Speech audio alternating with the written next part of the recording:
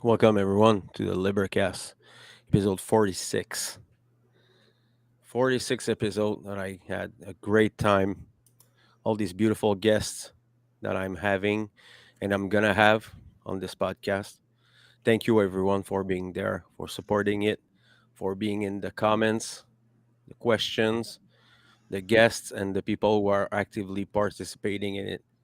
So I just wanted to bring um, this tonight. I think it's we have a few things to say, and I think this is the perfect day for that because it's all fresh in our memories. And we are having Logan Hart that's join us tonight. Welcome, brother. Happy to be here. Thank you. So just a quick round, guys, about your work and where we can find it. Yeah, Logan, want to start? Sure. So Wizard Factory on YouTube, Facebook, Odysee, all the standard ones. You can find all those links on the link tree. If you go to my Facebook, and the cover photo has my link tree link there, and in my bio.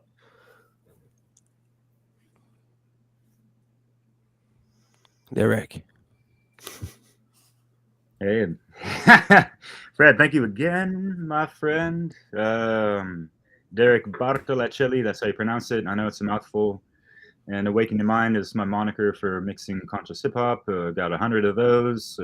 You can spend weeks, delving into that kind of stuff, as well as some of these other videos I got accumulated at this point. And yeah, BitChute, Odysee, all those things. Y'all have to see what's going on, because there's things like YouTube and the other mainstream platforms that just, won't allow us to have all that good, like a lot of other content creators. You won't find them on YouTube anymore, kind of thing. So we're trying to make that mass migration exodus over to the other platforms, So yeah, we got a lot of stuff hot and ready for y'all, everyone here. So I'm glad to be present again, my friends. So yeah. On to the next. Thank you. James. Hi, Fred. James Cordiner, freeyourmindne.com. I'm a father, husband, truth speaker, truth seeker, anarchist, that kind of guy. So happy to be here for a very unusual impromptu talk. Brendan. Howdy. Yeah, I'm on Odysee, BitChute, the One Great Work Network. My link tree can be found on all of those platforms. Soon to be, hopefully be honored to have my second channel nuked off of YouTube, so I'm doing the best that I can, since YouTube needs to be flushed down the toilet. So yeah, that's where people can find my work. Yeah, better go to Odysee than everywhere else, actually. I'm putting my stuff there because everything is downloadable. You can download everything is free. No censorship. No YouTube crap. Fucking false standard and double standards. and things like that. I've been pretty lucky with the YouTube. Actually, I'm fucking surprised that I'm not getting blocked. The last conversation, the last table discussion, Yeah. there was some really juicy stuff there, and I didn't get banned or blocked or delete or censored. So, well, we'll see. You know, um, I always have the tendency to keep away from jabos and all this shit because of the bad attention it brings you from the medias. And I mean, I'm happy with this whole conversation. James was there, Derek was there when we listened to this video and we talked about it more in depth. And yeah, it was pretty cool. So I just want to bring something because I know, we need to talk about this shit. I mean, I'm just looking at this thing, and a lot of things comes to my mind. Like, first of all, why we should do that, you know? Because there's freedom things that have been uh, used as weapons on us, used as propaganda, and I mean, what is just tell me, guys, what's to forgive? What can we forgive in that? You know what this makes me think of? If anyone's familiar with South Park, there's the episode where the BP oil keeps doing the spills and everything, and they keep making these PR videos where he's like, "We're sorry, sorry," and he's like, posing by the fireplace and all this Yeah. kind of stuff. Sorry, that's what makes me think Yeah, of. looks like yeah. I remember that episode. It was fucking funny because Yeah. it's exactly that. Yeah, it says Well, it's for people first that of are only all, listening, Fred has an article pulled up from The Atlantic written by Emily Oster, Yeah, it's viral now. Oster. Yeah, and it's, if you haven't heard of it, I mean, well, look it up. And it's called "Let's Declare a Pandemic Amnesty." The subtitle is "We need to forgive one another for what we did and said when we were in the dark about COVID." And the big problem is that a lot of the things that were being shown the light from the very beginning and being denied by a lot of the people that are now asking for this pandemic amnesty. The truth has been consistently put out there from the very start, and when you really start looking at it, you can look at the work of like Richard Grove, James Corbett, a lot of these independent researchers like Whitney Webb. A lot of independent researchers were on top of it. They were paying attention and they were spreading the right information. You have people like Dr. Peter McCullough. You have people like Carrie Mullis, who passed away before the pandemic, but he was the chemist that was responsible for inventing the PCR test. And he specifically said that in the detection of such a virus, previous to the pandemic, he said in the detection of such a virus, the PCR test would be worthless, and that Fauci was a clown. You have people like Dr. Robert Malone, who is one of the co-inventors of mRNA technology, coming out and saying from the very, very beginning about the vaccines that they should not be doing this. You have people like Geert Vanden Bosch and other virologists that were coming out and saying that in a pandemic of such magnitude that a vaccine would do nothing, that we should not be vaccinating anyone, that we should let this type of thing just run its course and hope for the best.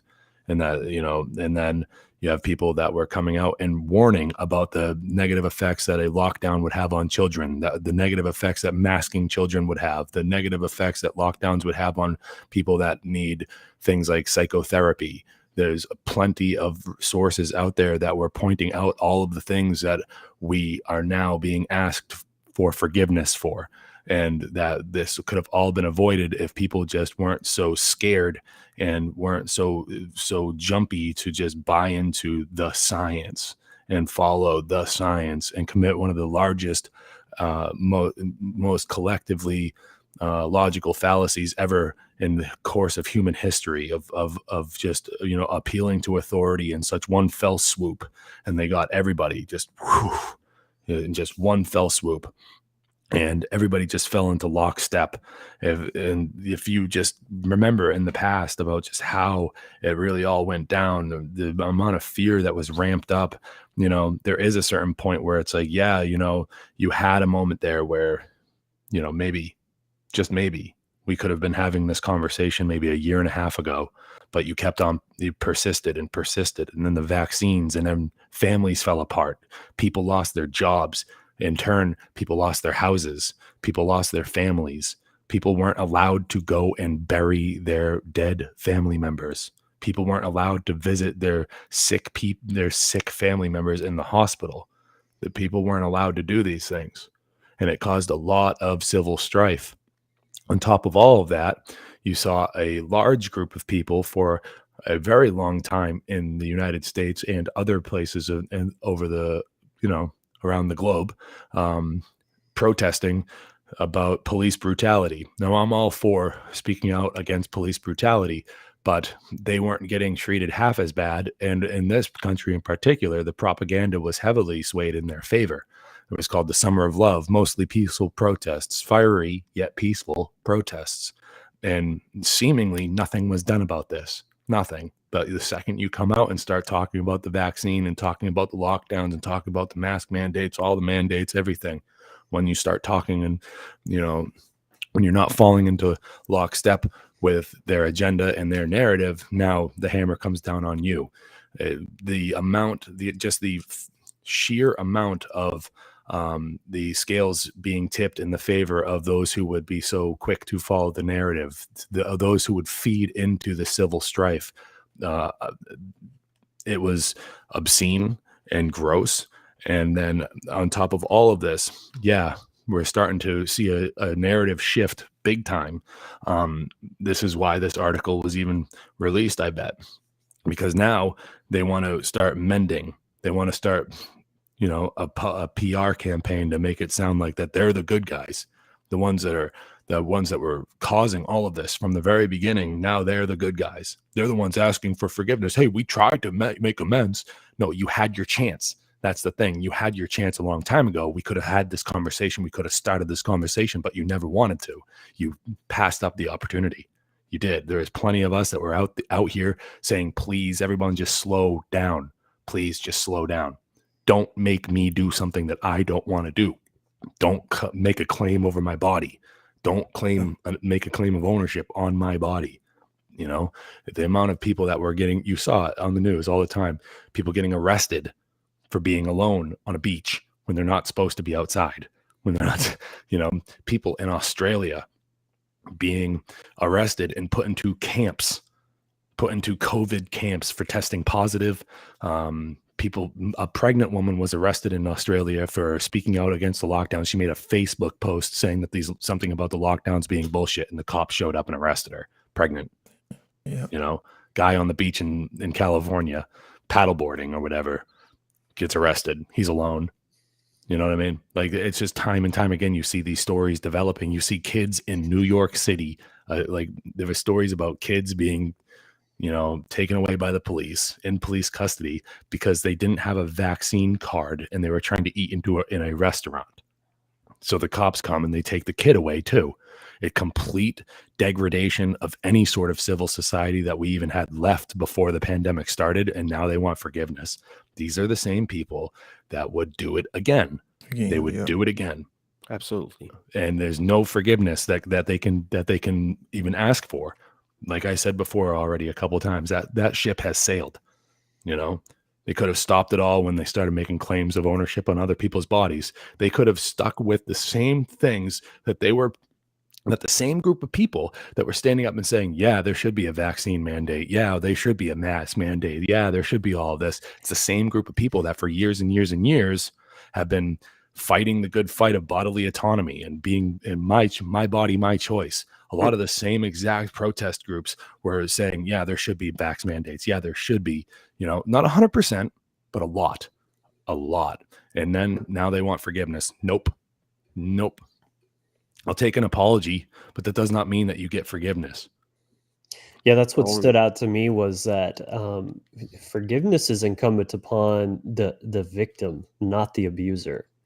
Like you said yourself, it's one thing to say sorry, but just glossing over the real conversation, like you said, and then just jumping right to, can't we just put all this behind us and you just forgive us? Well, that's not how this works.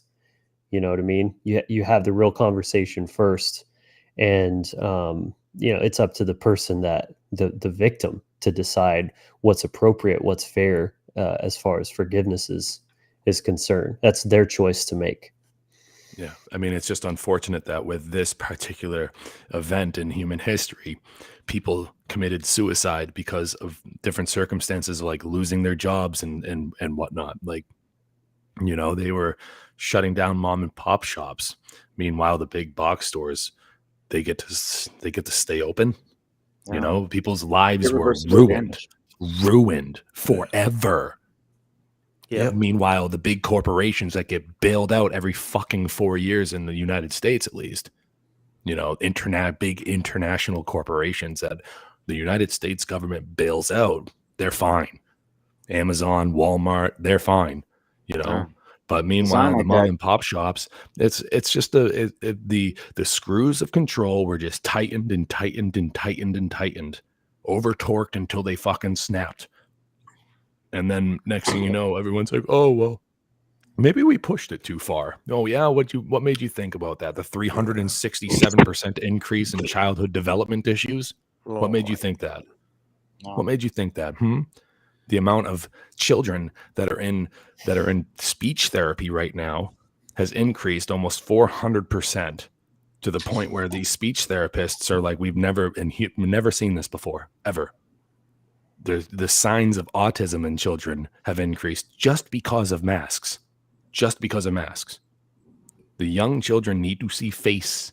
They need to see your face in order to be able to pick up on social cues, to learn how to speak. Yep. And you cover your face, you cover their face, you cover the face of themselves and their peers to go to your fucking public schools. Like, what did you think was going to happen? We knew exactly what was going to happen. There was a lot of people warning about this right at the beginning. Nope. Follow the science. Fauci said, follow the science. What's ironic about it too is that it's like virtue signaling, but on both sides. First is virtue signaling that, well, mask up because don't you care about people, and take the vaccine because people are dying, like on that side of things. And now they're just skipping right over to the other side and like, well, can't we just all forgive each other and put this behind us? It's like, no, the they're asking for it on a basis of zero accountability. Yeah, Zero accountability. I'm gonna tell it like roughly, boldly. Parents who send their school to their children to school, you're fucking bad people. You're bad fucking people. Here in Canada, children was obliged to wear this fucking diaper even outside on the playground. So we have generational traumas there's gonna be started now.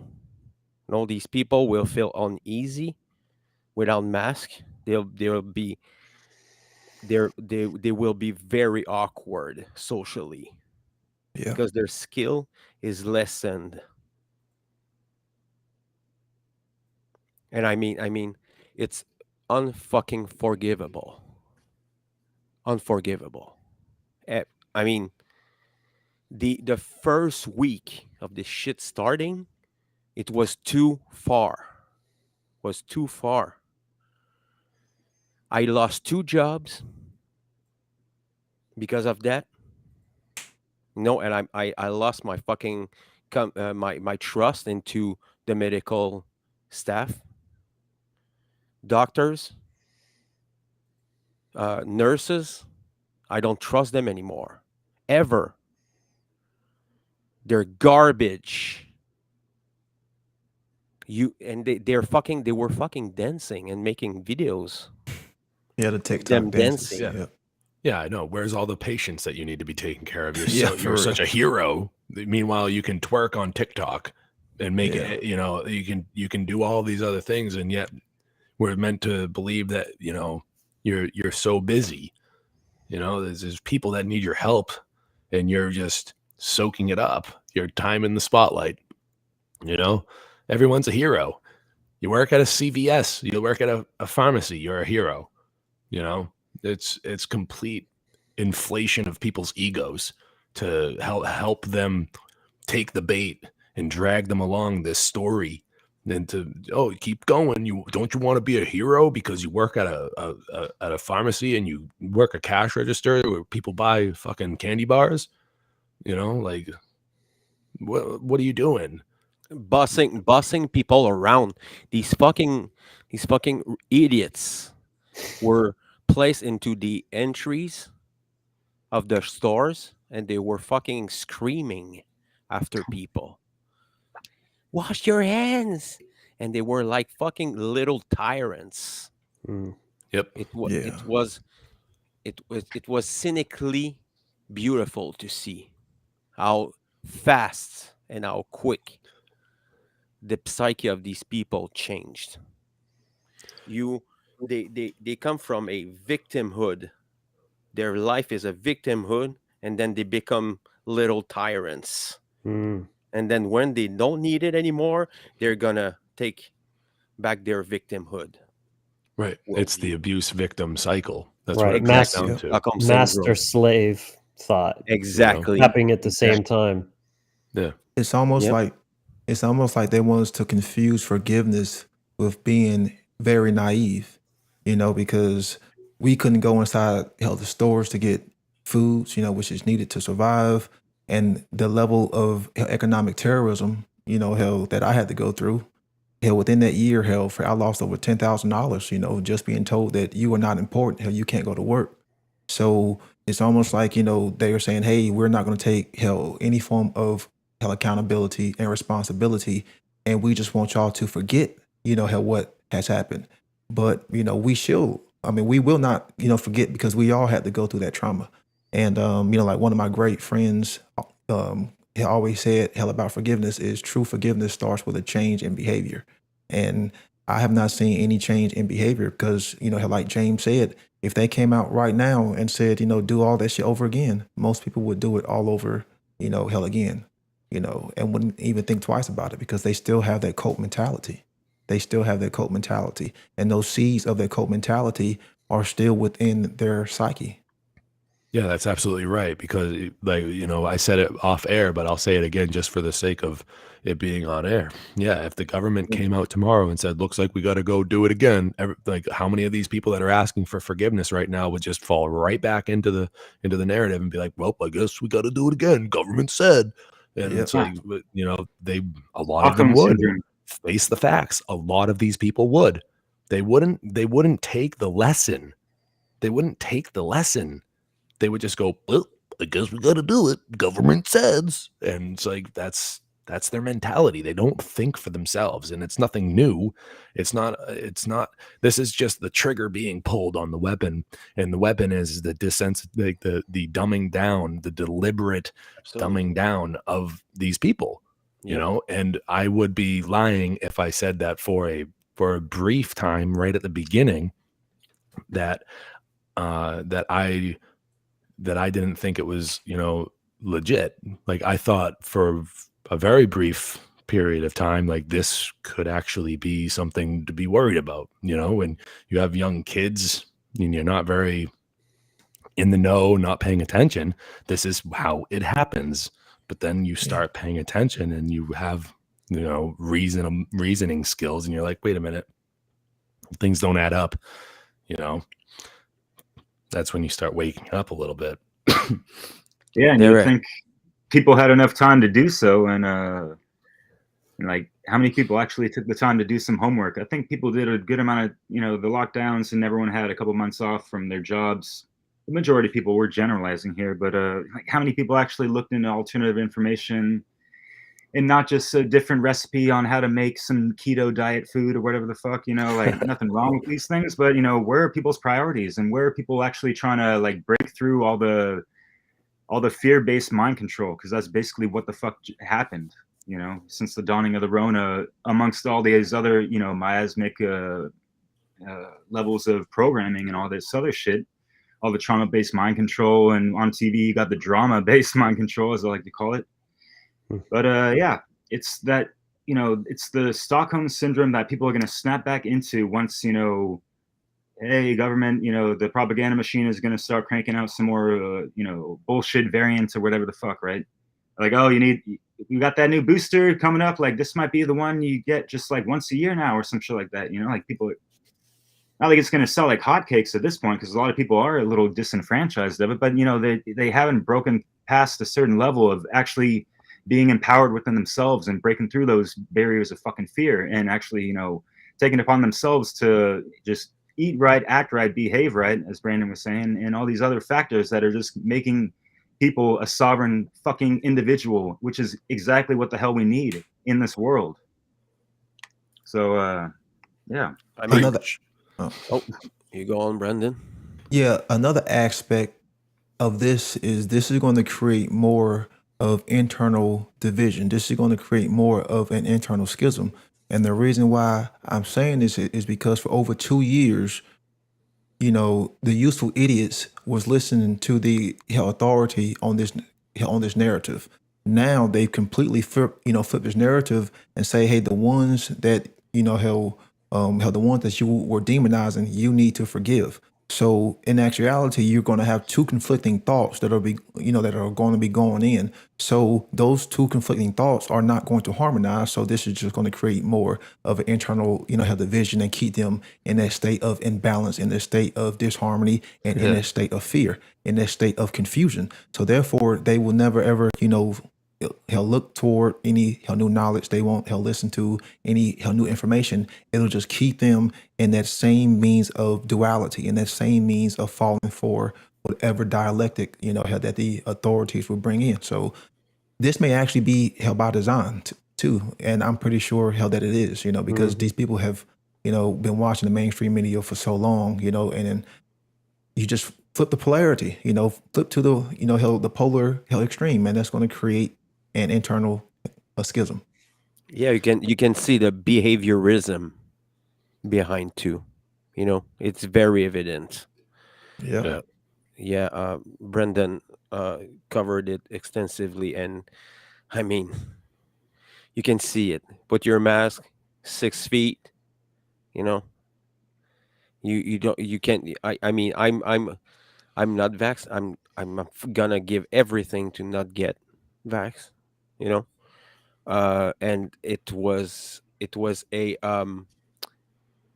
an interesting and raging situation at the same time. And I just want to bring that because I think it's important to realize how perfected the slave the slavery has become with the time. I mean, we know that's the shadow slavery with chains and balls, and then we had like capitalism. It means you still have the balls and the chains, but they're fiscally in the context. It's money, it's debt, and now it's only fear. The fear of maybe, what if? It's only words, essentially. So I mean, here I'm gonna talk in the context of French Canadians. I mean, here people were already inclined to be statiist. They like this shit. They gonna ask for more. And when the pandemic started, then every every ill people have now a reason for be mentally ill. You know what I mean? All these people that are inventing disease in their heads, now they have everything. It's giving to them. the stimulation, because it's also about entertaining. Here in Quebec, I don't listen to TV, but I know that it was fucking pounding numbers and red and blue and red and big red. And here in Canada, the people are so retarded. Uh, uh, James, sorry about that. I used the word retarded. The people are so retarded now that they Why would use I? actual colors into the geographical place. No, this place is yellow. This place is green. This place is orange. And depending on what color your region was, there was some rules and mandates upon it. You know, the people are so childish. They're so they're so they're so ignorant that they're gonna believe anything. Now I know that if they do a boogeyman section on the news, people will start believing it's true. They're gonna believe into the leprechaun now. They're gonna say, "Oh, there's actually a little person who lives under a rainbow, and have gold. You know, now we have to find them. Find the leprechaun. You And know, then after this commercial break, you're going to have all the corporations that survived the scandemic and all this stuff, and all the mom and pops that don't even have the financial clout to, be backed up and like be on all the, on the boob tube and all that stuff. They're not going to be with the program of, the agenda and the messages of we're all in this together, and weak ass little lower caps build back together, the 666 in the mix and all that shit. And just during 2020, you guys probably seen the montage of all these commercials that were just like hypnotic to the tone of like just go in line with the narrative and all this shit. And everyone's wearing a mask in the commercials now and all this shit, and you're like, dude, what the fuck is this motherfucking bull? Yeah. After this commercial break, thank you very much, ladies and gentlemen. Well, It's look at all their Pfizer. look at all their beautiful smiling Sponsor, yeah. faces, but you can't tell because they're wearing masks. They're like, Demonized a little bit, yeah, and but yeah. they're still having them now. Here Oh where I yeah, live, there's place that you need to wear a mask. that blows my mind. It's almost like it's self-sustaining. Even the news has kind of backed off compared to where it was, and people have so internalized that fear. They don't need to be they don't need to be forced. They're doing it on their own free will. Logan, you that have was to the be goal. broken. Yep. That was the You have whole to know, goal the Logan, whole you have time. to know that Quebec is one of the epicenter of the technocratic tyrannical government. If it's implanted, it's gonna be one of the first place. It's here because people are fucking retarded. A word I have no problem with. I don't know why. It's only referring to children. That's what he meant. But yeah. We were talking earlier. I don't know if there's of these people that are gonna listen to it, because I mean, you're fucking endangering everyone around you. Check this out. Sorry. Keep going, you Fred. go. I got a really interesting question real quick for fucking roll. everyone.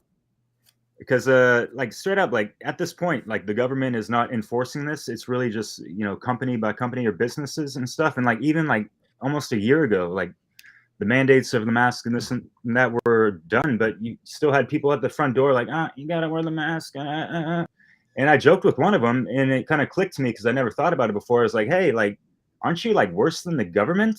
Because like you're just enforcing this on your own fucking free will choice based off of fear and the false narratives and some negative knowledge. And so how do you guys feel about that? Like, your everyday people that are enforcing the masks upon other people, they're worse than the government in a sense at today, because the government is not, putting the mandates of, man and woman being on a date of fucking slavery type of shit, What would It's you like guys the say to that? mini-me It's kind of- Satanism. Yeah. Absolutely. Yeah, Yes. they say it's policy. Yes. They might lose their jobs and all that, but yeah, it's just. What do you say to that? company It's kind of policy. harsh. But Oh, you fuck around with me, you lose more than a job. Because I came to the conclusion anyone who even tries to put a mask on me, you're gonna eat bullets. Like that's where I was coming from.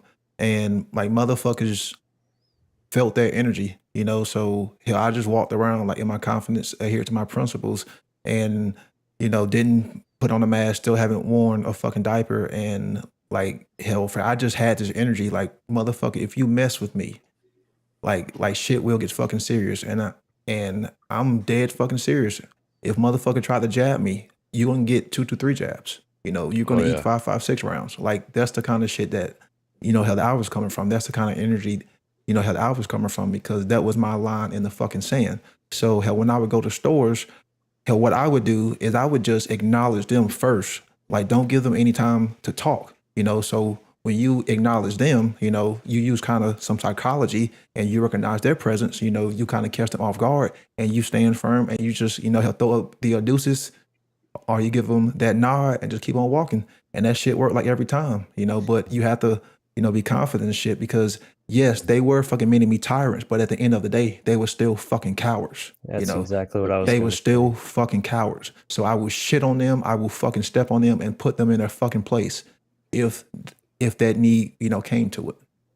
Yeah, I mean, as somebody who like I was trying to say before, I almost went like a coughing spasm. Like for the first couple of weeks of this whole thing, I was freaking out.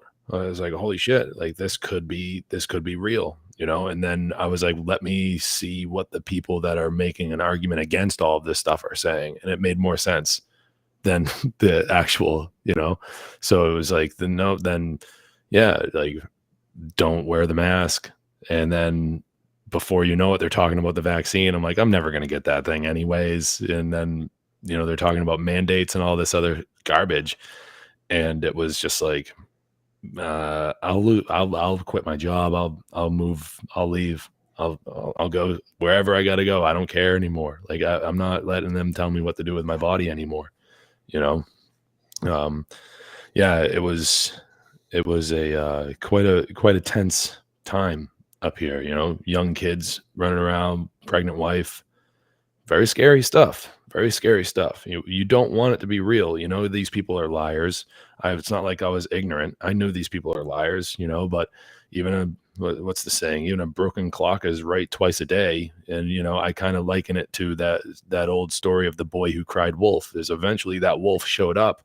And if the boy just hadn't lied so many times, the villagers would have showed up to save his ass. But, you know, he lied about the wolf so many times that when the wolf actually showed up, the wolf got him. You know, and like I kind of use that allegory to like explain how somebody who's and I'm just going to put it out there. Don't take this any way, guys, or anyone listening. But that allegory to me kind of explains how somebody who's like really is thinking logically, like, you know, like they might not be lying about this one. This might actually be true.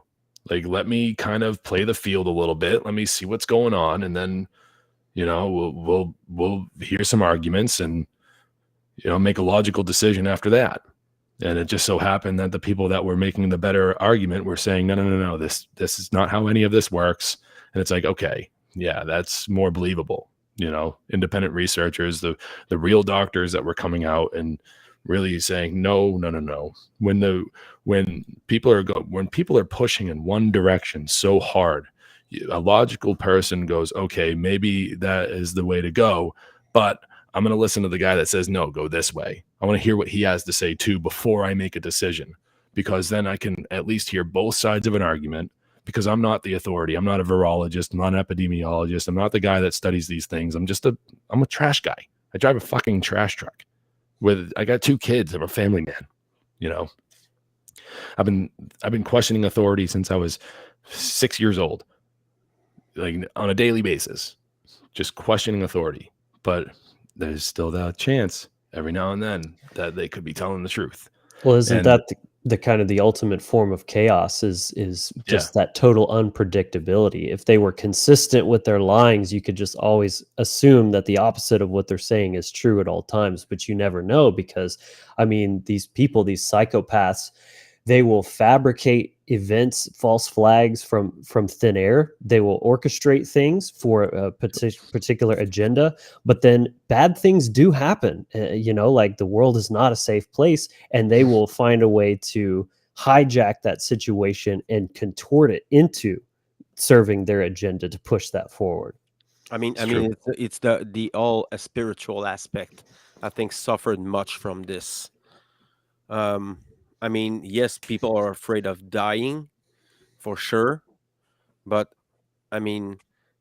people were struggling to find something else to hold on to. And I think this psyop, the first thing I thought when I heard it psyop, the first thing it came in mind, it was a psyops. It was too perfect. It was the perfect storm, you know. They were just try to get out of this shit that they put themselves on, and they had to hide the global crash of the economy. They had to hide it, so they made this shit up. Actually, it's the same thing as what the monkeypox. What the fuck was that? Just after that, they tried to get people into that, and then after that, you have all the entertainment, the politicians, and then the two parties, and the people who were starting dramas. BLM. What about BLM and the cult of the alphabet?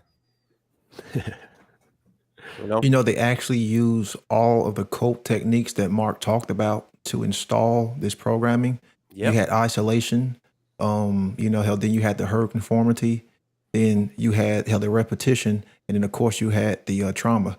So once they told everyone to stay at home, don't go to work, and they closed everything down, that was the isolation. Then you had the herd conformity, we're all in this together, with all the slogans, with all the cult-like mantras, with all, the same footage, being used. And they put all that shit on repeat, repeat 24/7. All the news channels were talking about it, all the people on the radio, it was everywhere. And then you had the trauma, the whole images from China, like people just falling out on the street.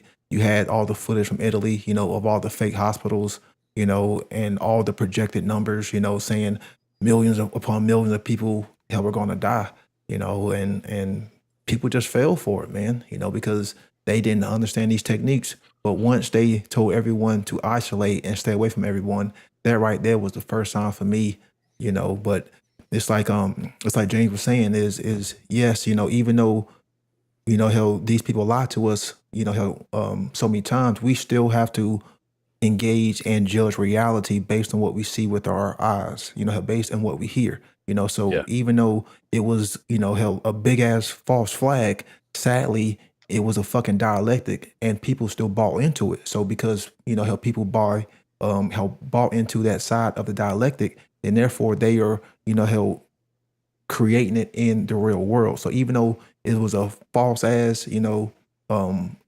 pandemic, the people still bought into it enough, and that was the dangerous aspect of it, because they was the ones who were the most dangerous, and those were the ones who turned on us and was pointing the finger on us and demonizing us. So yeah, that's just the way that the cult mentality works. And hopefully people, I know how y'all four are familiar with those cult Yeah. mentalities. So Repetition. And meanwhile, in the background of all of that cult mentality, that programming going on in the background, like the 9 or 10 steps of genocide were also, like the 9 or 10 steps that toward a genocide are also happening. Like you have the othering of people, like that kind of stuff is also going on. Like all the while, like all of these different techniques used to like do a mass culling are like going on. It's like either which way, they're gonna get what they were getting what they want. It's just a shame that not more people were willing to hear the opposite of the narrative. They weren't willing to hear both sides of the argument, and that is something that's been like the frog in the boiling water. over the course of, you know, a couple generations of people that are just kind of programmed into falling into a narrative or a camp, this tribalism that's been going on largely. And it's a shame. It really is. There's another thing that was on my mind about this big ask for forgiveness, this pandemic amnesty. It's not about this ask for forgiveness. It's not about accepting the fact that these people that are asking for the forgiveness aren't accepting the fact that they were lied to. They just want to brush everything under the rug and just move on. And what that's doing is it's creating an even further, it's creating like an even further degradation of reality. And where it's like, okay, you cannot even just accept the fact that you were lied to, which also in turn means that you're not accepting the truth. You just want to pretend it didn't happen or just forgive and just move on. When it's like, no, you were lied to. You know, you want forgiveness. Are you going to admit that you were lied to? Are you going to admit that you did these things? Are you going to like repent, basically? Are you going to like, you know, pledge that you'll never listen to these authoritarians again? Because I fucking doubt it.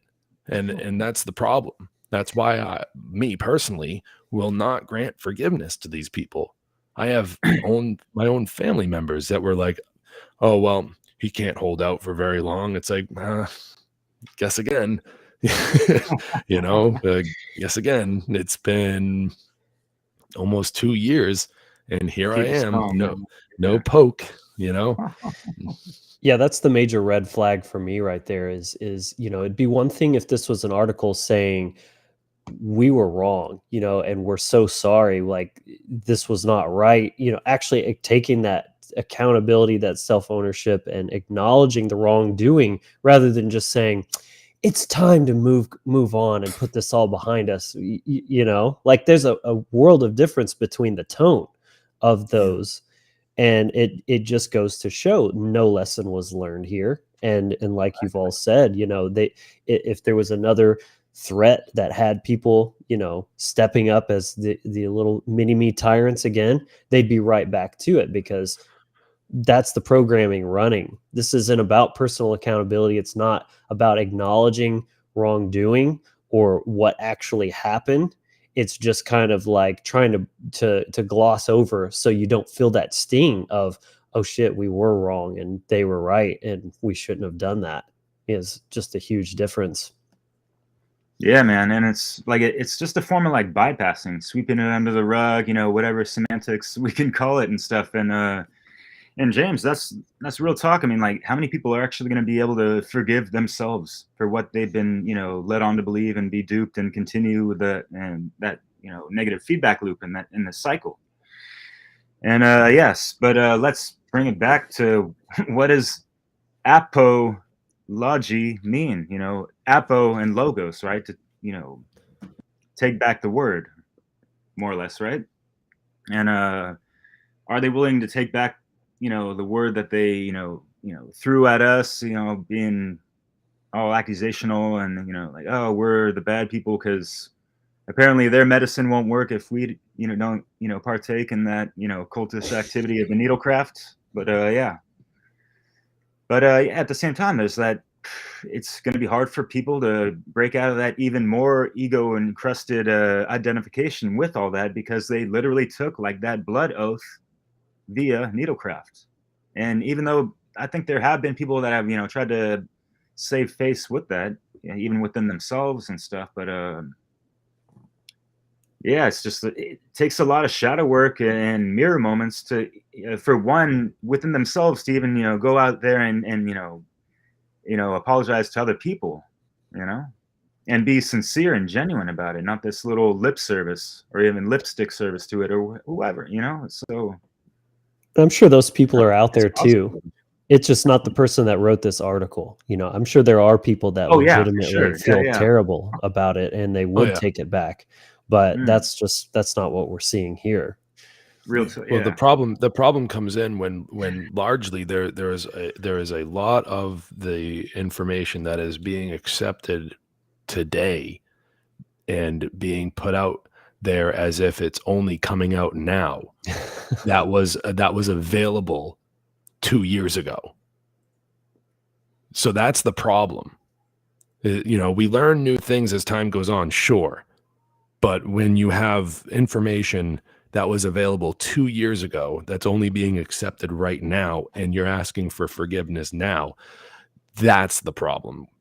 So let me remind everybody here about this subtitle. It says, we need to forgive one another for what we did and said when we were in the dark about COVID.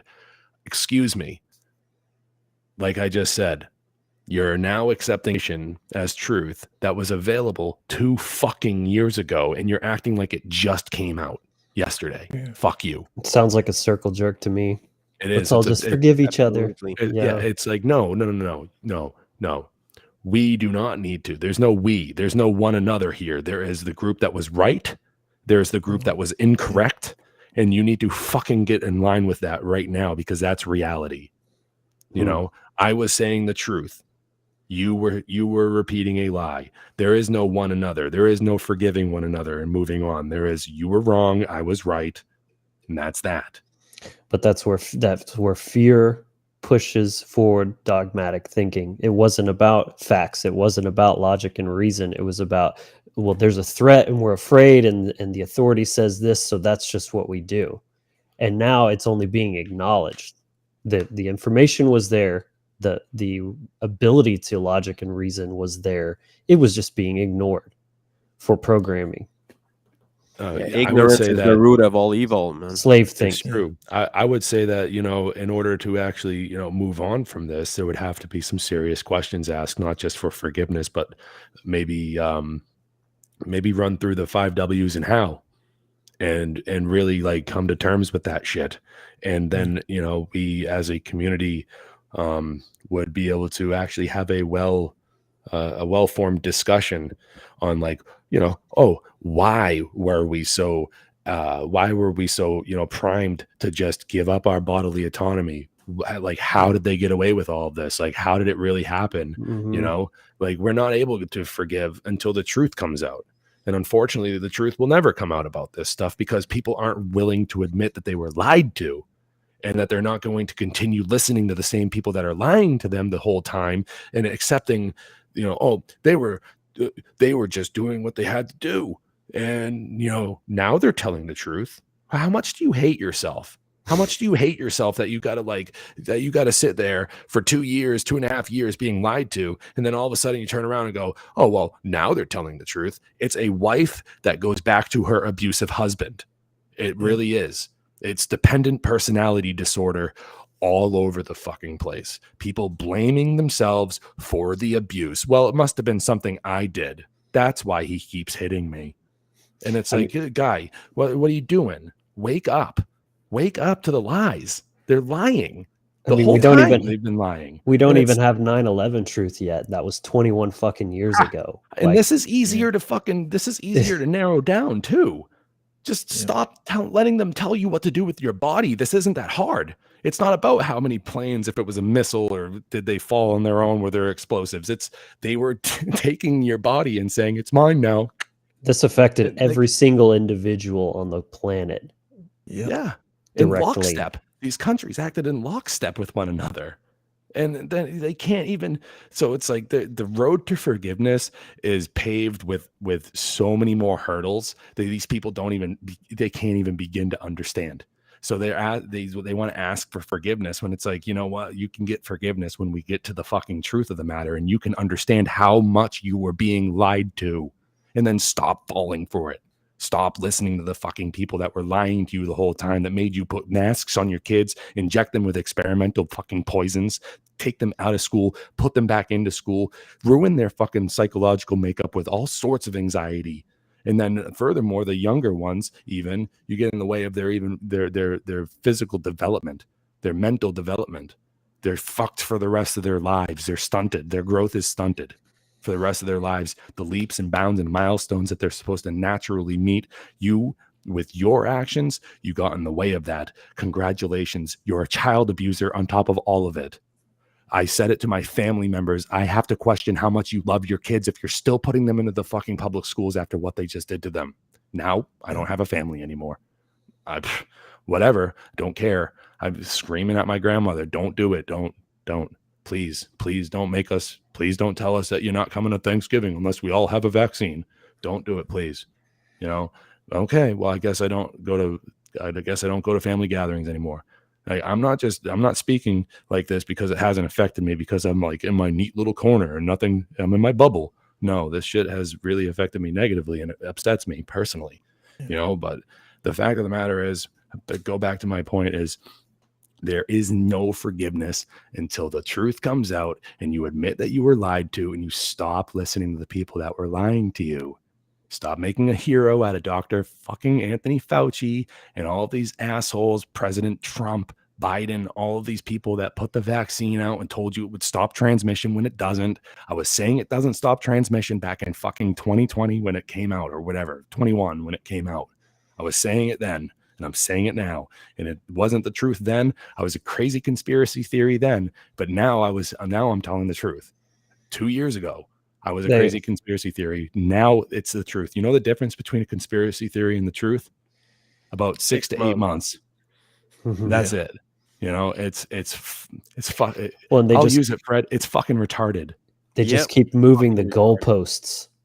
It's like the same thing they said with, inflation is transitory, and then, it's a soft landing, and now, we're in a full-blown recession. Well, same with the vaccines. It will stop transmission. Oh, well, it doesn't do that, but it will. There's a great meme that has like every stage that they went through where the narrative just kept changing about, it won't stop transmission, but it'll reduce your symptoms. And then the last one was like something just totally ridiculous. Well, you won't die. Yeah. Well, we never said you wouldn't die. We just said that you might not, your life might not end as soon as it might, otherwise. Or it could be sad. I think I've seen that list. And now we have the Department of Homeland Security coming out, like The Intercept released an article where they investigated into the Department of Homeland Security, where these social media sites have set up login portals for the government to go in and literally like alter to tell the social media companies what they can and cannot allow. It's a direct censorship of speech. And in this country, we have something called the First Amendment, which I don't believe has to be written down to be true. But the rest of these people think that it needs to be written down to be true. And they're violating our freedom of speech law, rights, whatever, that are written down. And it's just, you wonder how it happened. And it's like, oh, well, maybe the government is censoring, and everyone's going around going, well, no, Facebook and Twitter, those are private companies. They can do what they want. It's like, no, they're not acting privately. They're not private companies. They're not acting privately, though. They're getting government subsidiaries. Like, they're getting fucking government funding, which is taxpayer funding, which is theft. And it comes out of my pocket. It comes out of anyone else who pays taxes, their pockets. It's like under threat of violence, under threat of jail and homelessness, basically.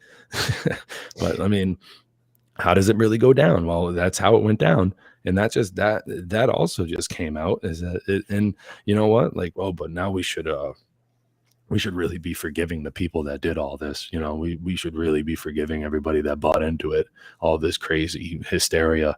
I'm all for, like I said before, like I'm all for like reasonable thinking and being like, maybe this is something to be paying attention to. Yeah, pay attention to both sides of an argument and then use your logical thinking to be like, no, you know what? I'm not going to let anyone make a claim of ownership over my body. And that's that, and be like, you know what? I'll die of a fucking disease before I let somebody make a claim of ownership over my body. You can make the claim all you want. I'm not going to give in to it. That's the thing. Yeah. And you know what? Money's one thing, but when you're telling me I got to maybe get a vaccine, I got to inject myself or my children with something in order to go to a grocery store, like, go fuck yourself. I'll show up at the grocery store with my, anyways. It's one of those things like with the gun control. There's never a reason. I don't care what's going on in the world. There is never a reason bad enough to justify giving up your natural right to defense or bodily autonomy, whatever it is. Right. But don't you don't care about the children? Yeah, you don't care about kids. Like, no, I care about kids. I care about kids, a lot. I have 2 of my own, and I care about other people's kids. In fact, somebody asked me, like, when I was like saying, oh, these parents masking up their kids, I was told, well, you don't mask your own kids. Like, why do you care what happens to the other kids? I go, well, because my kids have to grow up with the kids that are getting abused right now. Yeah. And it's like, well, and it's okay to love kids that aren't yours too. Like that doesn't just extend to your own family. It's called being a decent fucking human being. Yeah. Yeah, but they're under the condition of the whole contagion myth and this and that, and like, and did you ever think about it? Like, if I was in high school, like right now, like in this semester, if I was in high school and like still being like told to wear a mask and this and that, like at what point would people like actually try to think for themselves and question this and be like, all right, well, after I got my 3rd booster and this and that, they say, whatever, and I still have to wear a mask and this and that, like, like at what point do people actually kind of just like rebel against, just like these internal contradictions and actually like listen to their own even like intuition, as buried as it might be, type of thing, But I understand people have been so demoralized, dehumanized at this point. But they wake up when they're on the fucking train on the way to the gulag. That's when they wake up. Maybe this was a bad idea. Because everybody just wants to fit in. Like everyone just wants to be a part of the group. And I actually talked to some high schoolers, and they all want to be, just like their peers. They all want to be accepted by their friends. So, majority of them just went along, how to get along. And that was sad. And why do you think they call it herd immunity? Yeah. How something that I wanted to bring up is psychopaths aren't asking for an apology. Psychopaths aren't, aren't looking for forgiveness, because once you think that you have forgiven them, as soon as you turn your back, they're going to do what a psychopath does and stab you right in the back. Yep. Oh yeah, and then too, a lot of these people, who was blaming us, instead of asking for true forgiveness, like how Derek said, is they really have to forgive themselves. Because if they don't start off with forgiving themselves, like James said, they'll constantly keep falling for the lie. Once you forgive yourself, then that's when you start to be honest. Then that's when you can start to build that bridge internally. But if they are still trying to externalize it and still be accepting, hey, will you forgive me? They're still looking to that external validation from others rather than looking inside of yourself and then realize like, hey, I was wrong. Hey, I bought into a lie. Hey, I still fell for an illusion. And the reason for that is because you have not done that shadow work. You had no control over yourself. You gave up your bodily autonomy. And we all know, when you start to do that shadow work and you have full control over yourself, no external force can control you because you will do what it takes to stand in the right and protect, your sovereignty, protect your body. And that's what these people did not do. So if they truly want, forgiveness, they have to look at themselves in the mirror and forgive themselves and go within themselves to heal their own self because they are still suffering from that trauma. And that's why they still look externally for that validation from others. Will you forgive me? It's like, what is this fucking high school? Like, what is this fucking JV? You need to start off with forgiving yourself. Right? Yeah. Yeah. They're still in that emotional unconsciousness, Yeah, you're right, because they'll need to change up their own actions before they have any right to even ask for forgiveness. Because that's something that we haven't done this evening yet, is to define what it is to forgive. And it's, one person looking and saying, hey, you did wrong by me. And you know what? You've proven you won't do that again. So I forgive you. That's what forgiveness is to me. Somebody wronged me. They come to me and say, hey, I really fucked up there. And I go, well, you're not going to do it again. And I know you're not going to do it again. Somehow I have been able to conclude that you will not do it again. You're either incapable of doing it, or through your actions, you've proven that you've changed. Therefore, I forgive you. You know, It takes like time. it does take time. It does take Yeah. time. I was talking to a friend of mine who's been, and I promise this isn't like, hey, yeah, a friend when it's really me. No, like like a friend of mine and I, we're talking the other day, and he's been going through some family struggles with his mother. And I said, well, you should be allowed, you should allow yourself to forgive her, because the things that you have a problem with her, she's just physically incapable of ever doing those things to you ever again. So you can forgive her. That doesn't mean you forget. It just means that you're not going to let it emotionally, you're not going to let this like emotional baggage affect the way that you live your life going forward. And that you'll be able to like look her in the face and be like, yeah, you can't, you have no power here, Gandalf the Grey, like that kind of thing. You know what I'm saying? So like, I mean, should we need to define our terms here, forgiveness, the ability to look past wrongdoings in the past on the basis that the person that performed the wrongdoings is incapable of performing those wrongdoings again in the future. I mean, forgiveness must be from both side.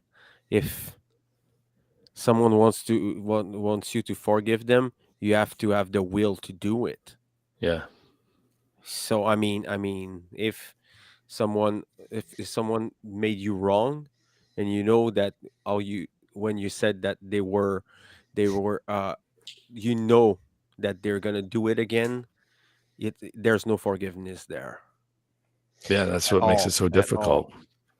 That's what makes it so difficult. And Yes. something like this it's impossible to ask, like, again, in the terms that I laid out, it's impossible for a group of people to ask for forgiveness, because there's no way to prove that you wouldn't do it again. And quite honestly, I really think that they would. I really do. I think they fell for it once.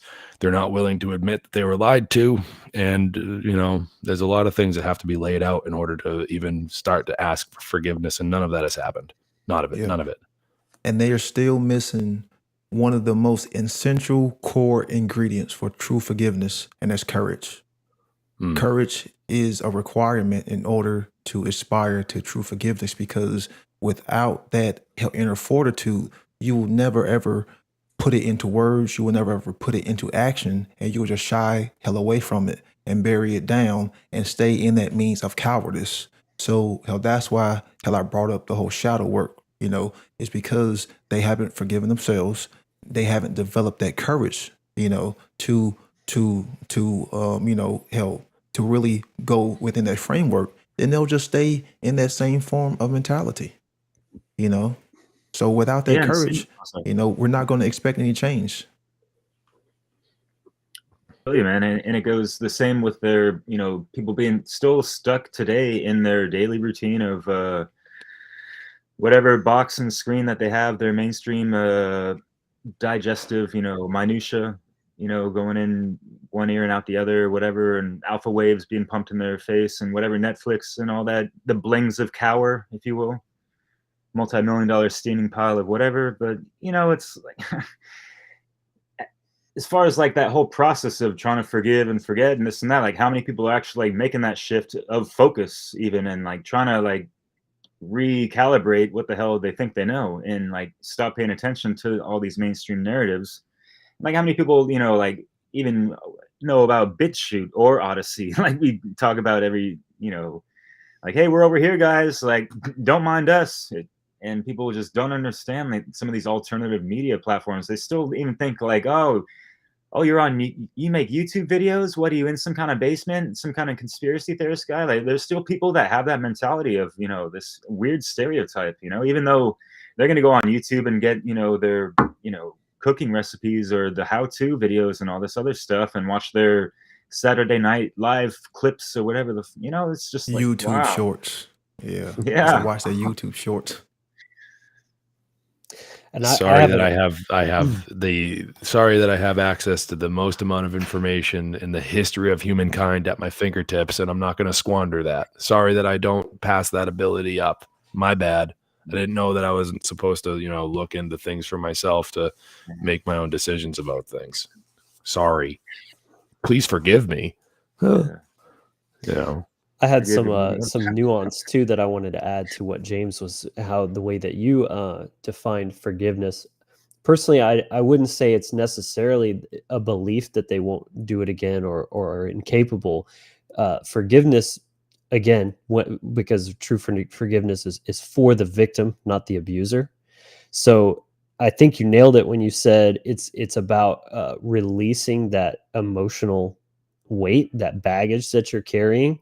You're not doing it for them. You're doing it for yourself, so that you're not, carrying that. That doesn't mean that you forget. Those are two separate things. Forgive and forget.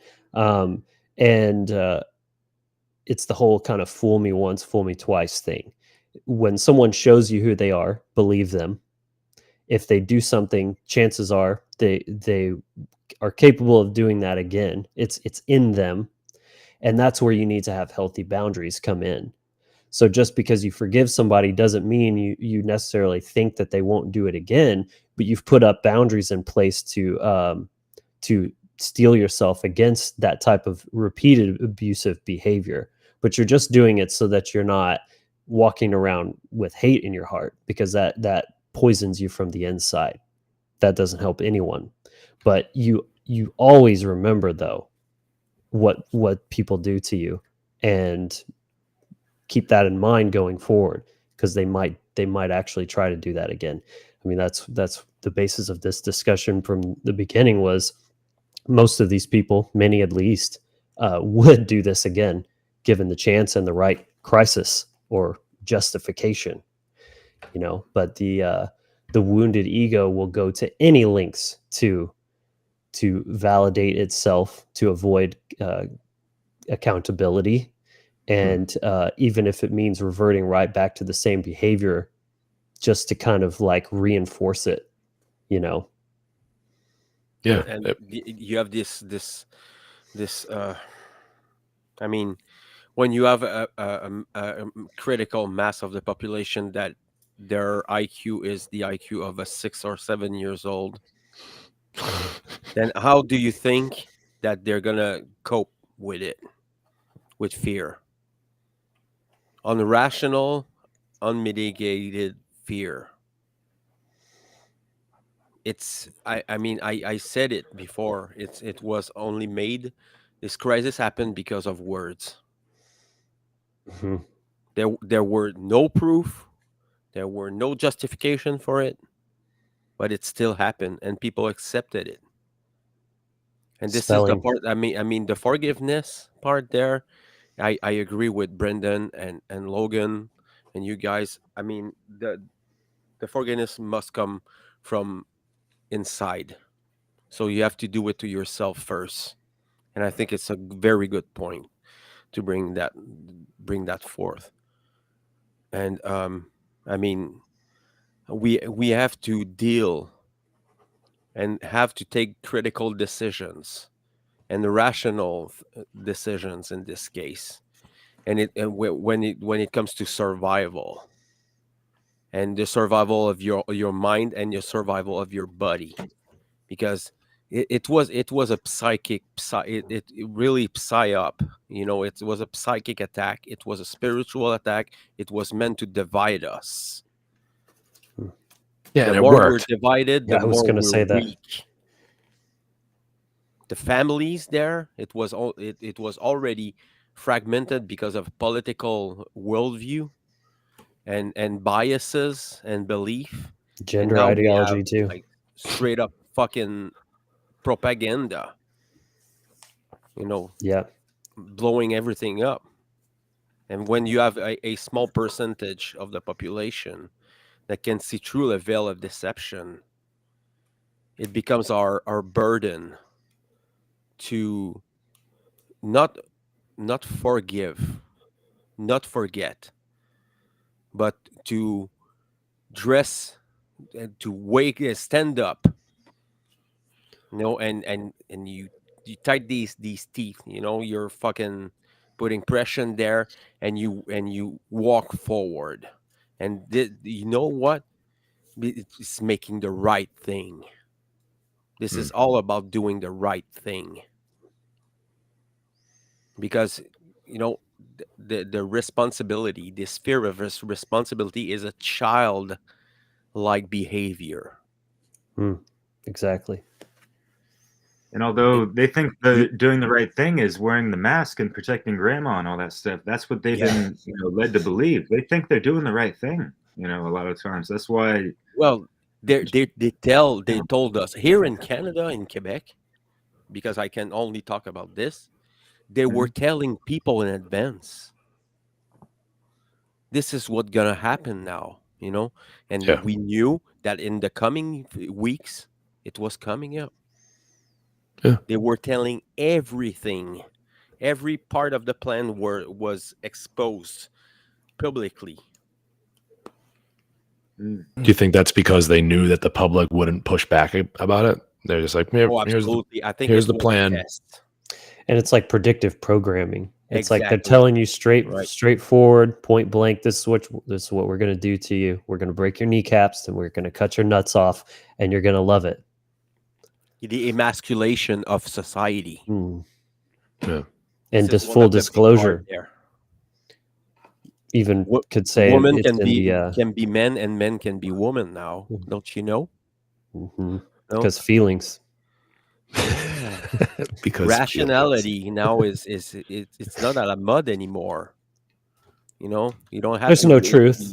That's just my truth and your truth, and they Yeah. can all just be Oh, whatever they are. it's relative, man. It's Right. relative. It's completely subjective. Don't worry about There's it. no such thing as man and woman. So, hell, we can call your I said we can call your a video medical misinformation, because there's no definition of man and woman. So, hell, you call someone the wrong pronoun, so we can take your video down and deem it as medical misinformation. How I mean, dare we're you? not biologists. Yeah, Who are we to know. make I, such I identify as an distinctions? expert now. I can just do that on a whim. I thought we can do that, right? You know what Like, though? Like you know what you know what? All jokes aside, what I am is I'm a human fucking being, and the same rules apply to me that apply to Fred, apply to Brandon, Logan, Derek, everyone that's watching, everything, all of us. The same rules apply no matter where you are, where you're from, nationality, creed, whatever. And you know what? All of this shit that was going on was not quite a slow burn, but it was all claims of ownership over our body. And that's slavery, and it doesn't matter. That's wrong and unforgivable. So that's that. It's not about forgiveness. It's about what it really is. What it really should be is like about people that were correct, from the start, just at this point in time being the mature ones and just being able to just walk away and letting the ones that want all the chaos and wanting it all to just implode on itself, let them live in that world. Don't drag me into it with you. You want forgiveness, you know what? Like maybe that's the way. You just go away. Just go away. Don't ever fucking talk to me again. Yeah, I don't know. I'm trying to wrap my head around all this, but somebody said that I I'm saying that since I the have beginning. weird forgiveness ideas. Somebody in the chat said that I have weird forgiveness ideas, and it's like, well, when you ponder about these things like nonstop because of how bad it's affected your own personal life. I'm not saying Anarcha Rika. I'm not saying that like you're not affected by these types of things. I'm talking about my experience throughout this whole pandemic shit. It's something that I think about all the time, about like the people that I really care about and that I was hurt very badly by. If they came to me tomorrow and said, I was wrong about that stuff and I'm sorry, like, what would I do? It's like, well, I think all the time about forgiveness and how to face the people that wronged me. And the bottom line is that through many, many years of thinking about these things, it really does come down to the other person's ability to do those things again. Because I liken it to a wife going home to an abusive husband that beats her. And for some reason, she keeps going back because she'll go live at her mother's house for a week and then he'll call her up and be like, baby, I've changed. Come home. And so she does. And then a couple weeks goes by, and next thing you know, there's another black eye. Oh, I fell down the stairs again. These types of bullshit stories. And it's like, you know, she keeps giving them second chances, but the abuse never stops. You know, like, how do you really know when somebody is worth the forgiveness? And it's when the actions change. It's when they don't do those things ever again. That's when you can grant somebody forgiveness. That's when you can move on from the trauma, move on from the pain, and heal. Is when you know that the person that caused that pain can never do it again, either by them changing or you cutting them out of your life, and they can never do it to you again, either which way. So that's what I mean by forgiveness. And maybe it's weird to you, and maybe weird to other people, but it's something that I think about. And yeah, so there. Yeah, behaviors don't die easily. Forgiveness does have no, you're right. Forgiveness has no expectations as far as, you know, as far as it goes. You don't expect anything. You hope. I think that's where faith. the kind of Forgiveness takes faith. the They different run hand ideas in are hand, coming in.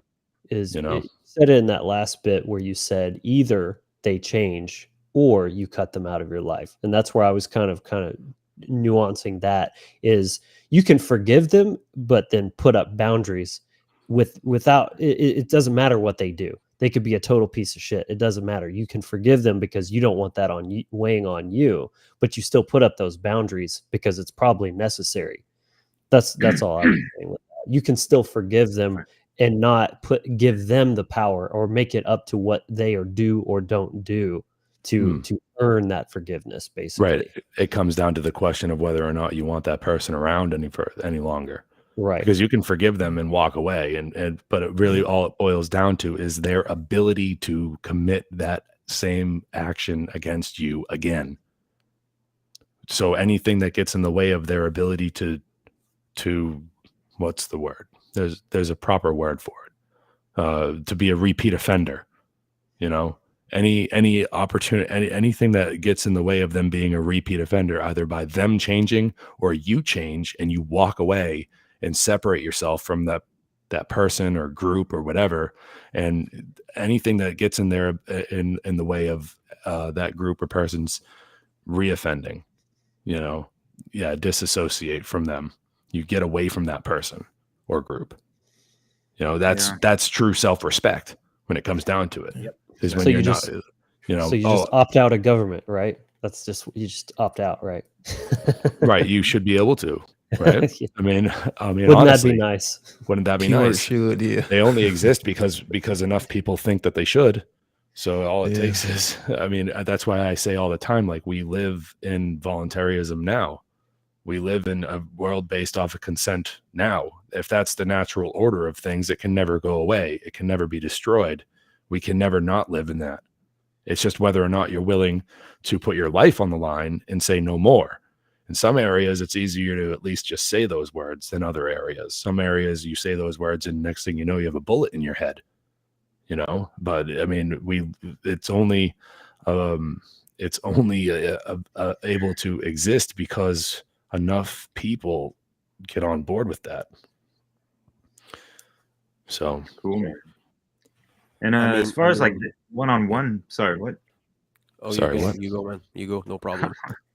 Okay, I was just gonna say, as far as like my approach a little bit, as far as like one-on-one, because I mean, it really depends on each dynamic of the individual relationship you would have with, you know, obviously we started with the article that, you know, is more of a collective issue, but as far as like one-on-one, being able to like just be like open in your heart space and of course, you know, the open mind and all that, being able to actually like work with them and being open, holding that space and just hearing them out, hearing what they have to say, feel into their vibration and their intention and all that stuff, looking them into the eyes, you know, making contact, having good communication, asking the right questions sometimes, and it might have to come down to some interrogation for sure, you know, like it depends on the degree of how bad this person, you know, did someone wrong, of course, but yeah, I think there are ways to make it a two-way street in a sense. But yeah, I mean, like Logan says, like having some real healthy fucking boundaries and this and that, and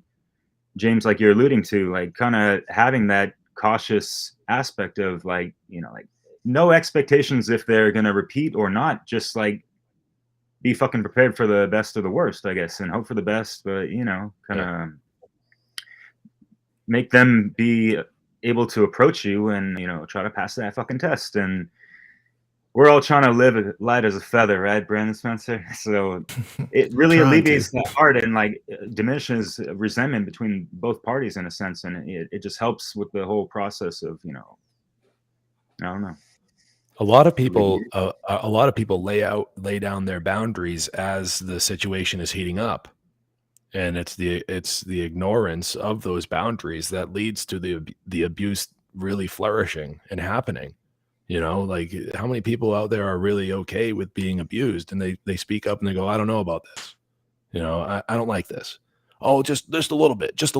And it's like, okay, Just the tip. yeah, just Yeah. that kind of stuff. I mean, it kind of happens that way all too often. It's not all the time, but it's very often it goes down that way. It's a slow build up to real hardcore abuse, real hardcore trauma, where all the while the road to it was, the boundaries were put down. Like, no, I don't like that. And they go on from a different angle. Well, I don't like that. They keep testing the waters and pushing the boundaries and everything like that. A lot of the times it goes down that way. You're having disagreements with people and, they just push the envelope. So, I mean, yeah, healthy boundaries and setting boundaries is great, but you're also relying on another person to really respect that. And unfortunately, there's not a lot you can do to influence a person to respect, Yeah, all you can do is make your boundaries clear and assert them where they are, Yeah. and then again, let people show you who they are. If they continue to violate you, well, that's all you needed to know. It may be hurtful, and you have care for that person, but you can still love them from a distance. Yeah. Anyone else want to say it, or do you want me to say it? It's about self-respect. Mm-hmm. It's about self-respect. Yeah. If somebody starts violating your boundaries, how much of it are you willing to put up with before you all encompassing take some form of self-defense, whether it be speaking, whether it be walking away, running away, maybe even taking it a few steps more, depending on the situation. But really what it all boils back down to is self-respect. How much abuse are you willing to take before you say no? And how early exactly. are and you going back to willing that to wife, how much self-respect is she gonna have? She keeps going back and this and that, and we correlate that the abuse wife to any person still under the Stockholm syndrome, mental blockages with cognitive dissonance, going back to big daddy nanny government, like not like, oh, give me more, that kind of stuff, but just like spinning the fucking wheel of misfortune of the next voting cycle and whatever. We're gonna hate the other party, and the dialectic fucking continues and all this stuff. Yeah. And Arkarika just had a old brilliant boy. point there about Yeah. abuse takes so many different forms that aren't always recognizable or immediately recognizable, and that's A lot of absolutely excuses. 100% true. Yeah. But it's about when you recognize it, when you realize that you're uncomfortable and that you've been in a very precarious position and put into maybe a dangerous situation by another person, or that you are being abused, when those boundaries have been violated, that's when it's time for you to stand up and act. That's what it's about. And like the way that I mean, just to give this person in the chat a little bit of backup. The abuse is very slow. It's very slow. It's about poking and prodding your way into seeing like how the abuser acts is they poke and they prod their way into situations to see what they can get away with. Oh, oh, that's a little too sensitive. I'm gonna go around I'm gonna flank from the left and see what I can get away with at that angle. Oh, whoa, whoa. Oh, okay. They're waking up a little too quick. Better back up a little bit and try it from a different angle. It's like, that's how. So anyone seen Jurassic Park, the first one from 1993 or Testing 1992 the or whatever? fences. Okay. Yeah. Yeah. The velociraptors never tested the fences in the same spot twice. They remember. They remember. Exactly. Clever girl. So Yeah. think of it that way. That's how abusers act. They Also, there's that incidentally, increased not in the unlike frog tadpole. Yeah. That's incidentally, not like unlike a child will constantly test the boundaries of what they can and can't get away with. And Yeah, we're that's talking their about job. having that childlike mentality. But yeah, and to that point as well of what Anarcharica said, everyone has their own levels of this, so this isn't like a personal towards anyone, but just in general, the level of abuse that goes undetected is still correlated to your level of self-worth, because that's why it's not always detectable, because you're resonating at that frequency that seems okay to you, and it's only after a while, as the toxicity keeps brewing, you maybe snap out of that and realize the effects that it's having on you, and then you have to reassert that. But everybody has their level where it is.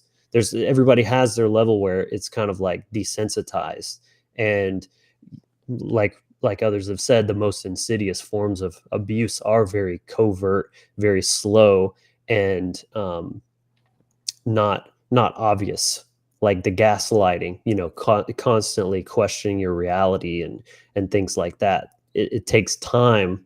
That's why we look at like monarch abuse kind of things, like there's a reason they spend years like cultivating and preening their victims. I mean, there's gaslighting, and then you have the rise of the narcissists, that it's coming bigger and bigger in society. These people who are uh, stuck between their screens, and they're playing a game, and this is about me. This mentality that keeps coming back.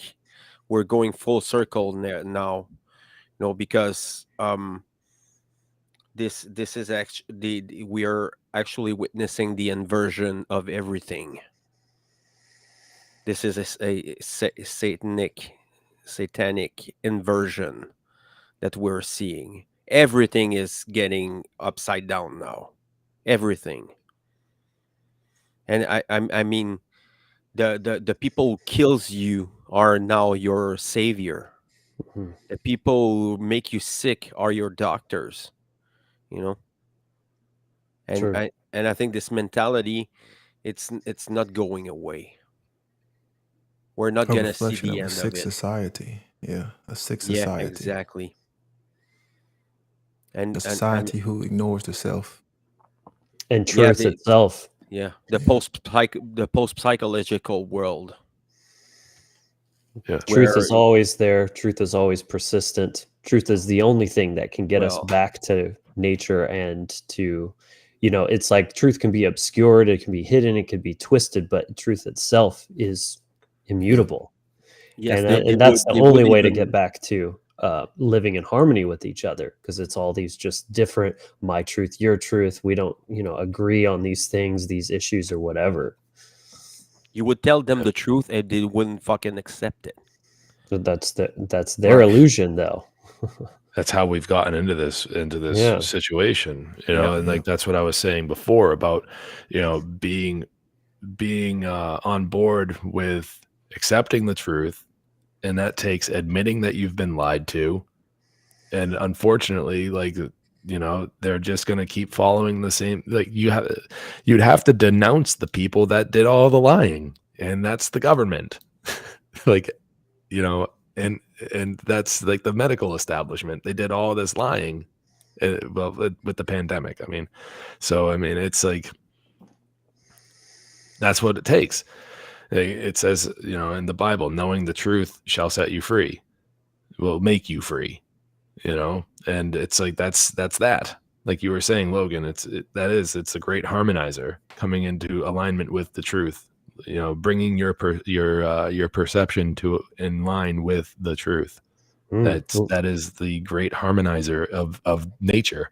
That's how we move forward, and we're not moving forward. We're stagnant, and that's a problem. And stagnation, like that's a societal disease. Dis-ease. It goes against nature. Very much everything so. in nature that stagnates just brews with sickness and like think of a bubble of water, stagnant water. It's just gross. It smells. You can't drink it. It's black and muddy and shit. Like it's disgusting.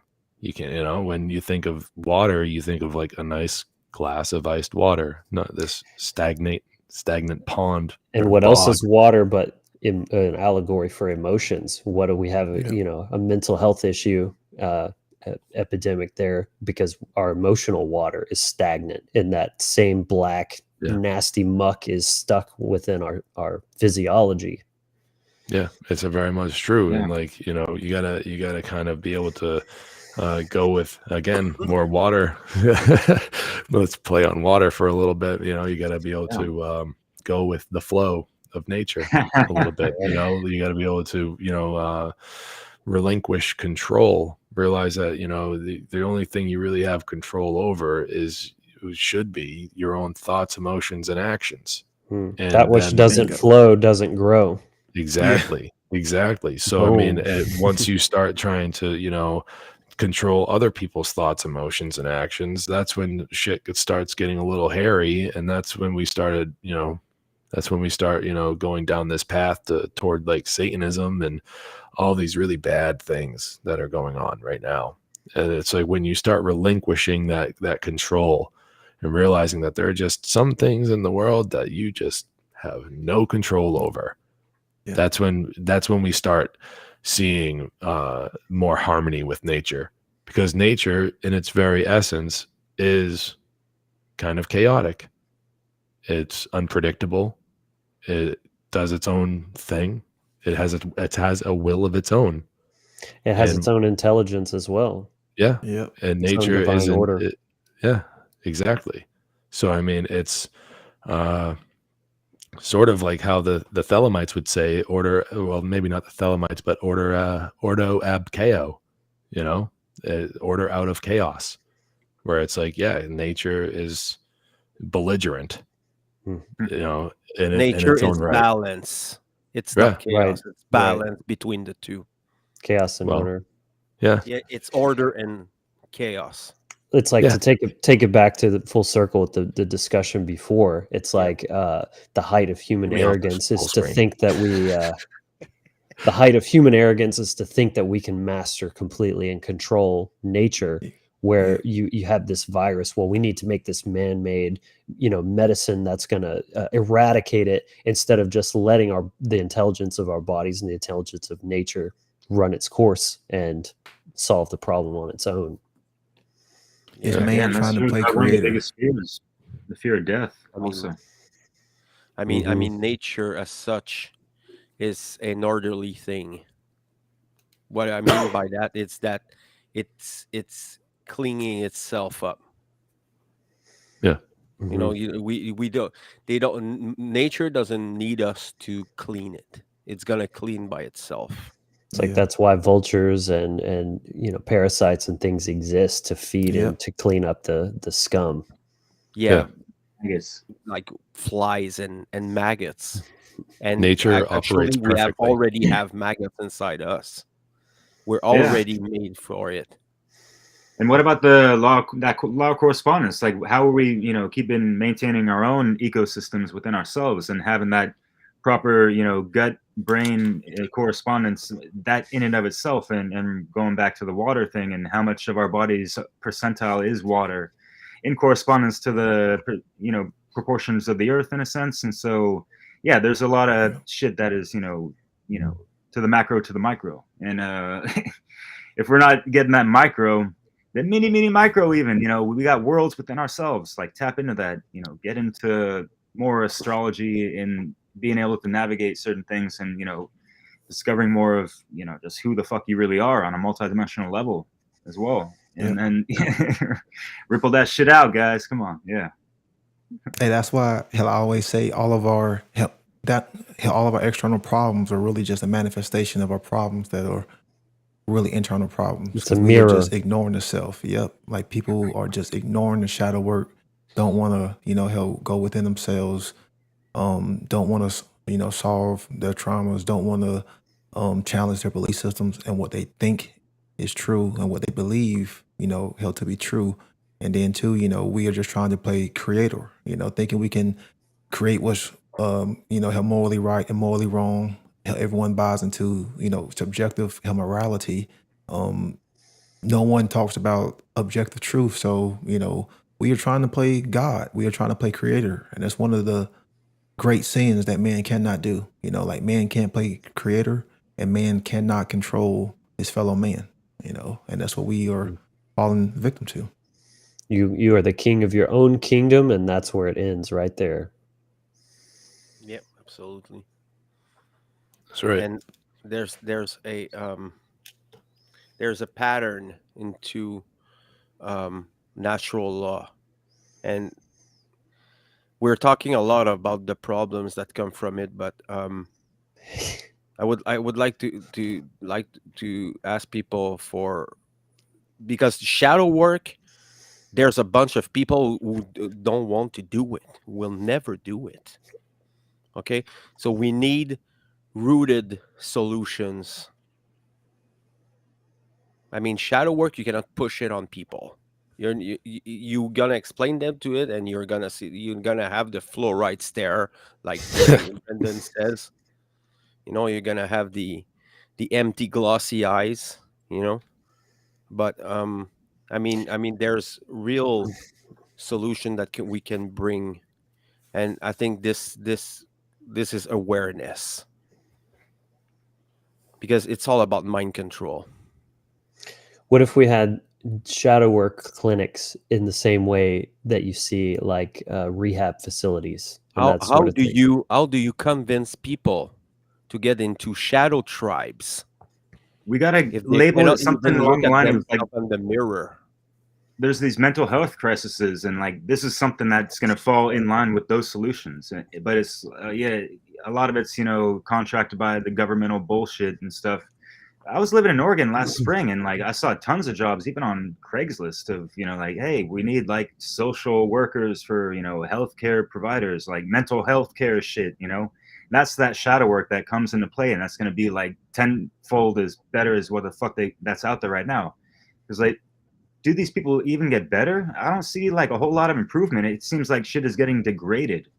And yeah, the finances and funding for that is degrading as well. But shit, man, it's like, ain't nothing fucking new to that.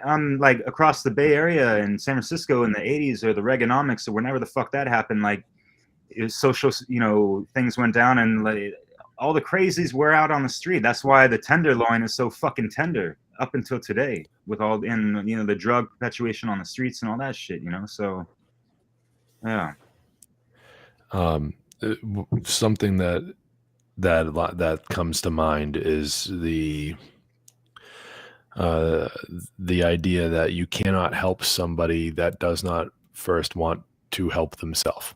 Mm-hmm. And that's really what it kind of boils back down to. And that's the tricky thing, is you never really know when that person's really ready for the help that they might need. And something called divine intervention comes to mind as well, where like, the universe will find a way to show you signs. Certain synchronicities will come up. Nature's wink saying, hey, hey, pay attention. I'm giving you a chance here to go, take a right in that fork in the road instead of going left. Where more opportunity to thrive comes, instead of just being alive. Instead of just being here breathing, being a mouth breather, taking up space. Where you can actually like learn from your mistakes. Nature does that. The universe provides Yep. to all, not just to those willing, but it provides to everybody. It's just whether or not the person's ready to accept the help. If they want to sure. help themselves, and that's where it's important to remember that, like, we have no right to press anything upon anyone else. The right doesn't exist. So it's like, that's really what we got to remind ourselves of, is that, like, to approach this from a principled stance. It's really not my problem. Whether or not another person heals themselves, it's not. I want them to. I want the best for everybody, but it's really not my problem. I can't make it my problem because, face it, it's a slippery slope. Maybe it's a logical fallacy. I mean, I know a slippery slope is a logical fallacy, but sometimes it can be true that, like, it kind of starts being an act of aggression upon that other person when they're not doing what you think they should be doing. You kind of have to let them go and just do it themselves, and Unless they'll their find their behavior own is causing way. harm to other people, including yourself. Like, you've seen the Chappelle that's the show. thing. Y'all can pick apart this example of, remember Tyrone, the crackhead? And, like, they had, like, not a divine intervention, but an actual, like, friend intervention where they, like, pretty much kidnapped him, right? Because and it's funny, but the way it was done. But I mean, like, this could be true for certain people just with, like, serious fucking drug addictions, especially. They're at a point where they have no will force, they have no control over their body, and they're fucking people over left and right, possibly. Depending on their behaviors. And this is all theoretical, or take it case by case. But yeah, man, it's just This is actually why I Really, picked that really. as an example, because of the kind of parallels. It's like what people will heal when they're ready, whether it's purging a drug addiction or ready to do that deeper inner shadow work, which ironically would actually heal a drug addiction. But I'm certainly not advocated for, like, forced rehabilitation. You're going to go and do your shadow work, but I even had flashes of imagining, like, a kind of an intervention of, like, now we love you, Bob, and we just all care about you, and we want you to go do this shadow work, because your emotional instability is really affecting us all, But to that point earlier too, I can see the slippery slope aspect, even with something like government. I mean, government exists as a direct manifestation of the state of mind that people are in. So until we do shadow work, the government's probably going to still exist. So, I mean, you could almost argue that side, but definitely that's getting into some relativistic territory, because yes, like, that's where, like, more healthy boundaries would come in. Like, if somebody has a drug problem, it's affecting you personally, you can cut them off from your own life. That doesn't give you the right to, like, kidnap them and put them in rehab. That's a totally different story. Yeah, So, but the problem is like, like, when does it? The problem is that when does it become apparent that they actually have a drug problem? Who is deciding that? Do you have the right to decide that for another person? I When does wasn't it saying become? that, I know, I know you're not saying that. but you can tell if it's toxic to you. Yeah, but how and why? What are the real circumstances around it? Are there other things that are going on that can be dealt with to make it so that the person can do with it, with their body, what they choose, and not affect your life in a negative way? Yeah, absolutely. That's all I'm bringing up, is because this whole drug addiction thing is kind of largely a lot of the times it's like not our right to decide what somebody, and I know you're not saying this, Logan. I'm not trying to put words in your mouth or anything. I'm just bringing up this point that, like, it's not our right to dictate what somebody can and cannot do with their body. I And agree with you. when somebody has a drug addiction, who is making that classification? That's the question that I'm asking. And if that person who's making that classification of somebody else having a drug problem, like, do they even have the right to do that? Do they have no, they don't. Like, so when does it become a drug problem? When they start lying, cheating, and stealing? Because if that's the thing, like if that's the case, like, well, maybe that's just an environmental circumstance. where it's like, maybe it's all this like all this stigma around, using drugs. Maybe it's because there's prohibition on these drugs that causes all these other bad things. Like, what if we like got rid of all the prohibition on drugs? What if government just went away and stopped telling people what to do with themselves? Like, would these problems work themselves out? Eventually, I believe they would. They would Yeah. work themselves out. Well, that's what but natural law is all about. Right. It's letting people feel the sting of their own bad choices so that eventually maybe they'll awaken from that. Right. And it's, somebody just said in the chat, they can get out of my house and do meth. Like, Yeah. I'm not sure the context of that, but like, yeah, like that's the thing. Like, you have property rights and so do they, but like how often do you have a meth head in your house? Like, how often are you really surrounded by that kind of stuff? It's Hopefully like, you never. be real about this. Like, Well, it's kind of like two different things where like you have your own boundaries and you can cut them off so that they're not like stealing from you to buy drugs or coming over all messed up or whatever. But say that's your son or your brother or your uncle, you still care deeply about that person. You can have your own discernment and see that's hurting them. Even if you insulate yourself from the effects of that personally, it's still hurting you because you care about them and you see them in decline, their health is going bad, their finances or whatever have you, and that's kind of their choice to make because yeah, I agree with what you're saying. You can follow this line of logic all the way to kind of the most extreme example. People have the right to take their own life if that's like their choice, because if they ultimately own themselves, as dark and painful as that is to look at, like, and you could almost argue that if you were about to witness that and you went and like took the gun out of their hand or something like that, you could understand that maybe, but yet at the end of the day, it has to come down to those first principles of you own yourself, even to the very end. Yeah. So No, you're absolutely right. I have a question for you guys because I was listening to you talking and I was like, okay, why you're great workers, aren't you? So if it wasn't your problem, you wouldn't be there. I'm a great worker because I fucking hope that people will get better. If I wasn't do it, if I didn't care about it, I wouldn't do the great work. Because I consider at least I have a part of responsibility in this world. It's not all my problem, sure. It's not. It's not all my problem. I'm not responsible for everyone's decision. But you if do it I because can it's do the right something thing. about this, I'll do it because it brings me more problem to avoid Right. these problems. But we're not forcing anyone. I'm We're not letting people talking about forcing voluntarily. anyone.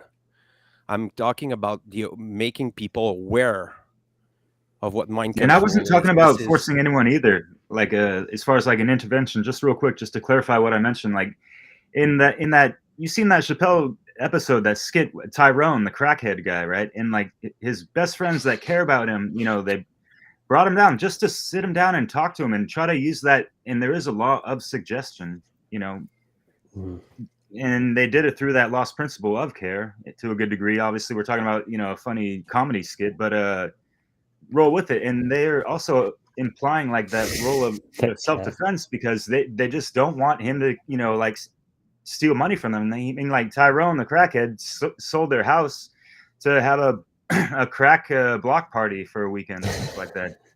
But so They so it's did use basically the just seat them trying in to that like get episode. him in a room with the four of them or whatever, not to intimidate him, but just to try to have him hear them out and make him feel, try to be some kind of catalyst for him to maybe like, okay, I feel bad, maybe I will go to rehab and change my ways. I realized I caused a lot of harm, that kind of stuff. It's like people putting a mirror in front of them to kind of like see if they're gonna look long enough and be like, oh shit, I did that, oh man, I'm so sorry, type of thing. Like I respect that you will allow me to still, using crack, but I don't want to cause any harm. But yeah, it's whatever, man. Like I respect people's free will. That's all I want to say about that. But James, I hear you for sure, man. Like, yeah.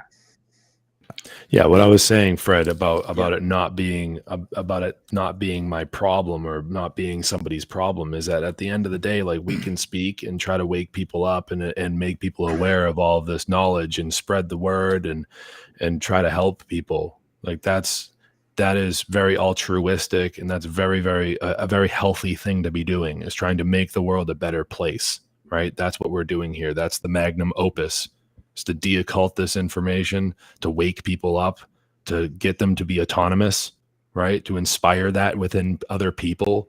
Like there's nothing wrong about doing that. And that is my problem. That is my problem.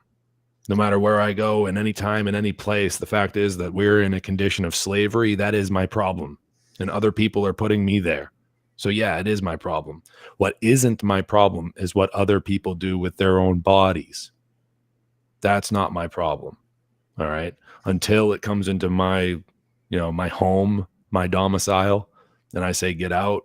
If they're not respecting my rights, if they're not respecting my sovereignty, that's when it becomes my problem. All right. So what other people choose to do with their own bodies because they have the right to do it, that's not my problem. It's very tricky, but that's what I was trying to get at, is that if somebody doesn't want the help, then therefore it's not my problem when it comes to drug addiction specifically. Sure. Not when it comes to the condition of slavery that we're in. Okay. Even if they're putting themselves there through a drug addiction and I'm trying to help them with that, if they don't want the help, it can't be my problem. You can't help just can't. people who don't want to help themselves. I can't. I've been dealing with drug addiction. It's been a part of my life personally, alcoholism, drug addiction for almost 20 years of my life. And even before then, I was dealing with it from my parents. Just to let you know, my entire life has been surrounded by this issue. And I just know that at some point in time, it just can't be my problem because it's impeding my ability to move forward with, actually making the world a better place. If I'm concentrated all my time on somebody who just is abusing the help, taking advantage of it, and not respecting anything. So it's even about self-respect in that regard as well, because you respect your own energy and where you put that, and you're not going to just throw it down a black hole of somebody that doesn't want to help themselves, somebody that want to stay stuck where they are. You could better spend that same energy helping many people that are ready for that and ready to do the work themselves. Yeah. So like that's when I said it's not my problem. That is what I was specifically talking about, is the choices another person makes with their own body. If they're putting harm upon themselves and they don't want the help that I'm willing to provide them, if they do not want that help, it's no longer my problem. You come back when you're ready for the help and I'll be here. Yeah. Sure. But until then, I can't waste my time. There's too much work to be done. Absolutely. I mean, so I can tell you I know you a little bit by now. I could tell you're like, what are you talking about? It's not your problem. Yeah. So. I've been doing the great work for. Get me off the full screen. Get me out of here. I've been doing this for that. I've been doing the great work for helping my fellow men to see what I see. Yeah. And I think it's achievable. I don't think it's impossible. There's plenty of people who are hungry for this information. They're searching for it. They don't quite know where to go to get it. But we're trying, me and other people. I'm not the smartest one, but I'm getting the shit done. And it takes will to do it. It's the same thing as addiction. It takes will to get out of it, to get the truth out, and getting bombarded with idiots and asinine people. Yeah, for sure. And we have to go through this. We have to swim against the river. We have to go through there. It makes us stronger, and we know better after you have a conversation with someone who is empty and is hollow inside. You grow even from this conversation, even with this relation. Doesn't mean you have to tolerate all these bad people around you. It's not the thing. It's to learn from this. Yep. I'm not making certain mistake because I've seen people make mistakes, and I'm not doing it. This is how you see it. It's like the past should be just an encyclopedia. History. Well, the history we have. Because essentially, I don't think any of this is not even true, even close to truth. Yeah, well, we're Well, the making history history of every day. We're making they're new changing it history every day. yes. Yeah. It's all And about we being on have the to right be, side of it. yeah, fucking discernment. This is Yeah. what we need in this world. And what we need to push on people now is natural law and objective morality. Yep. Because this is the key. This is the key. And people, you think what you have to think. You think it's a belief. Think what you have to think. What you want to. I'm saying that natural law and objective morality are blueprint for a better individual, a better society, a better civilization on every aspect. Facts. Yeah, science of there's really consciousness, not a belief system of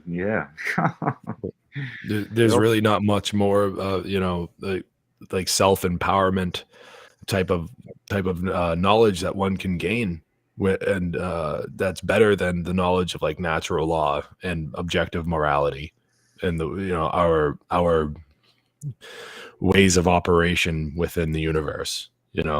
It's some of the most inspiring, self-empowering knowledge one can gain. It's healing. And personally, like that anecdote that I was talking about, that I mentioned with drug addiction and alcoholism and everything, learning about natural law and objective morality is what has made it possible for me to like be almost 2 years completely sober. No alcohol. I've quit smoking cigarettes.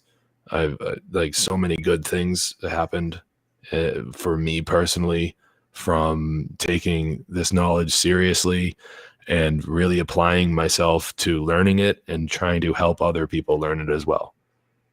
So I mean, there's no better self-help out there than maybe even perhaps having somebody like Mark Passio screaming at you about why don't you love yourself? Why do you fucking hate yourself? Yeah. So like it's empowering, and we want to be on the right side of history, and that side is the side that's reminding everybody about what bodily autonomy really means. And I mean am I wrong about that? So I mean, like that's really the right side of history right there, and we're making new history every day. And I'm glad to be here. Hell yeah, but they keep rewriting his story. And the last Facebook user comment, I don't know if you could post that up real quick, Fred, but speaking of bodily autonomy, what's going on with the mentally ill people in this? What the fuck is going on right here?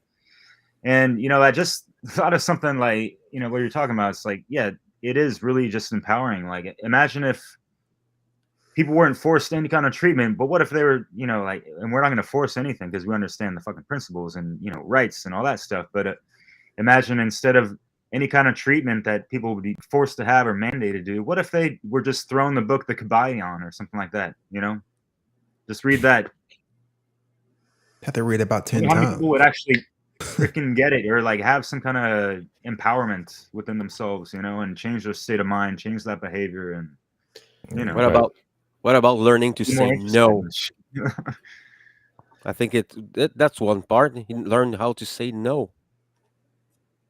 You know, I think it's a one big part there. You know, when it makes you feel bad, you don't have to do it. Even if it's your boss, even if it's your government, Hmm. if they ask you to do something wrong, just say no. That's it. If you don't have boundaries, you're a slave. Yep. Here we go. I mean, it's clear. I mean, you don't. If I let me, I don't want to finish that on a bad note, but I have to tell you this. Here now, it has been voted. I don't think it. I'm not sure about it. It has been voted, but they want to help little kids to die. They want to kill them because they're depressed. Mm. We're That's talking about euthanasia like for children. assisted suicide kind of thing. Yep. Yeah, Wow, like that's sick, man. Futurama, go into a pod, Yep. suicide phone booth. Your Soylent children, and Green they even, don't have to warn their parents. What? Oh, that's just straight evil. A I'm not 23-year-old fucking girl joking. over in Belgium just went through this like recently. Assisted suicide. Oh, was she the one who witnessed that terroristic attack and she couldn't Uh-huh. cope with the trauma? Yep. So Yeah. she went and got herself suicided, and state sanctioned suicide. And God. it makes perfect sense. It makes perfect sense, the timing, because we're about to enter into, this generation of children are going to be growing up in a world that is traumatized to the likes in which we can't even imagine. Yep. We can't even imagine. Like, it's so it makes complete sense that they're turning this page, you know. Yeah, I mean, if And kids can go and change their gender without their parents' consent, then why is this really that much of a stretch beyond that? You know, Yeah. it's not Right. that surprising. And just to can't even clear drink a something beer at up that about age. about about bodily autonomy, when it comes to children, like, so the thing is that as parents, like, we actually do maintain a certain amount of authority over our children, because that is our purpose here. Okay, we're their stewards. We're here to make sure that the path is that the path is cleared for them while they grow up and grow and self-actualize and get into a bot and, like, grow into a body that is ready to carry them the rest of their lives. We protect them. We're the shield that stops the threat of anything. So that's the extent of our authority. We defend them. We come to their defense. And hopefully, by the time they're big enough to defend themselves, we've taught them how to defend themselves. But even when my kids are full grown, I'll still lay down on a grenade for them. It doesn't matter. That's just going to be something that I do for the rest of my life. I'll always be their father. They'll always be my children. But I mean, there's always been this, like, discussion about, well, bodily autonomy. Well, what about children? Children can, it's like, no, it doesn't work that way. I'm sorry, but there Yeah. are two sides to that truth, where, there are two truths within that. It's one of the rare instances in nature where there is two truths involved with something at the same time, where, yeah, bodily autonomy does exist, and it exists equally for every human being, but children are a little bit it's tough to find the right Nescience. words, but it's different. It's different for children, where we're supposed to step up to the plate and get in the way of threats and not let them make decisions because they think some fat guy fucking squeezes their way down a chimney, to They don't deliver have the presents. Like, cognitive function. they're able to fall for such things like that. Like, yes, Brandon, they don't have the cognitive ability to discern truth from lies. Absolutely. Yeah. And Yeah. then we're supposed to step in and fulfill that role for them until they are able to, because there's something called cognitive development that happens over the span of a very long period of time. We're talking 25 fucking years Yep. until they're cognitively developed to their maximum capability. So that's what we're talking about here. And yeah, I just felt like, in closing, to point that out about children in specific, because we could be here for the rest of, we could be here until the sun comes up talking about this part, and I think that we should pick it up here next time we meet. Yeah, I mean the children. I mean James, he's spot on. I mean we are fathers. I'm a father. I have three children now. In About to nomine have a Padre. I'm Sorry. about to have a fourth one, and Jesus. I want my children to Fred live can't in miss. Am I right, fellas? what? I said Fred can't miss. Am I right, fellas? I'm a fucking healthy vegetarian. I'm fucking The seed is strong up there in Quebec. yeah, exactly. You're right. Jesus, But, boy. Speaking of swimming upstream. Like salmon up the Capistrano. fucking Jesus. healthy. Can I go to bed yet? Children. But This is a I perfect wanted note to to end say this that. chat. Yeah, I Fred, wanted to say what that you said. children are the wealth of a civilization, and without education, proper education, and parents that their head out of their asses, because it's about that. You know, you have the children that they are thrown around now into these institutions, and people, you need to get your fucking children out, get them out, because they're gonna make robots out of them. I Yep. mean, we were our generation were groomed for to be workers, but now they don't need it anymore. And they're very clear about this. This is why we're assisting to this genocide, that we're seeing this democide. A lot of people are getting like poorer. The people are even more poor than ever. The population, the global population, is declining dangerously, and they're still talking about overpopulation. There's no such thing as overpopulation.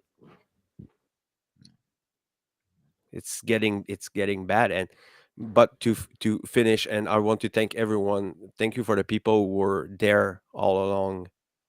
It was a really difficult conversation, and I mean it's worth talking about it again and again and again until people get it, Yeah.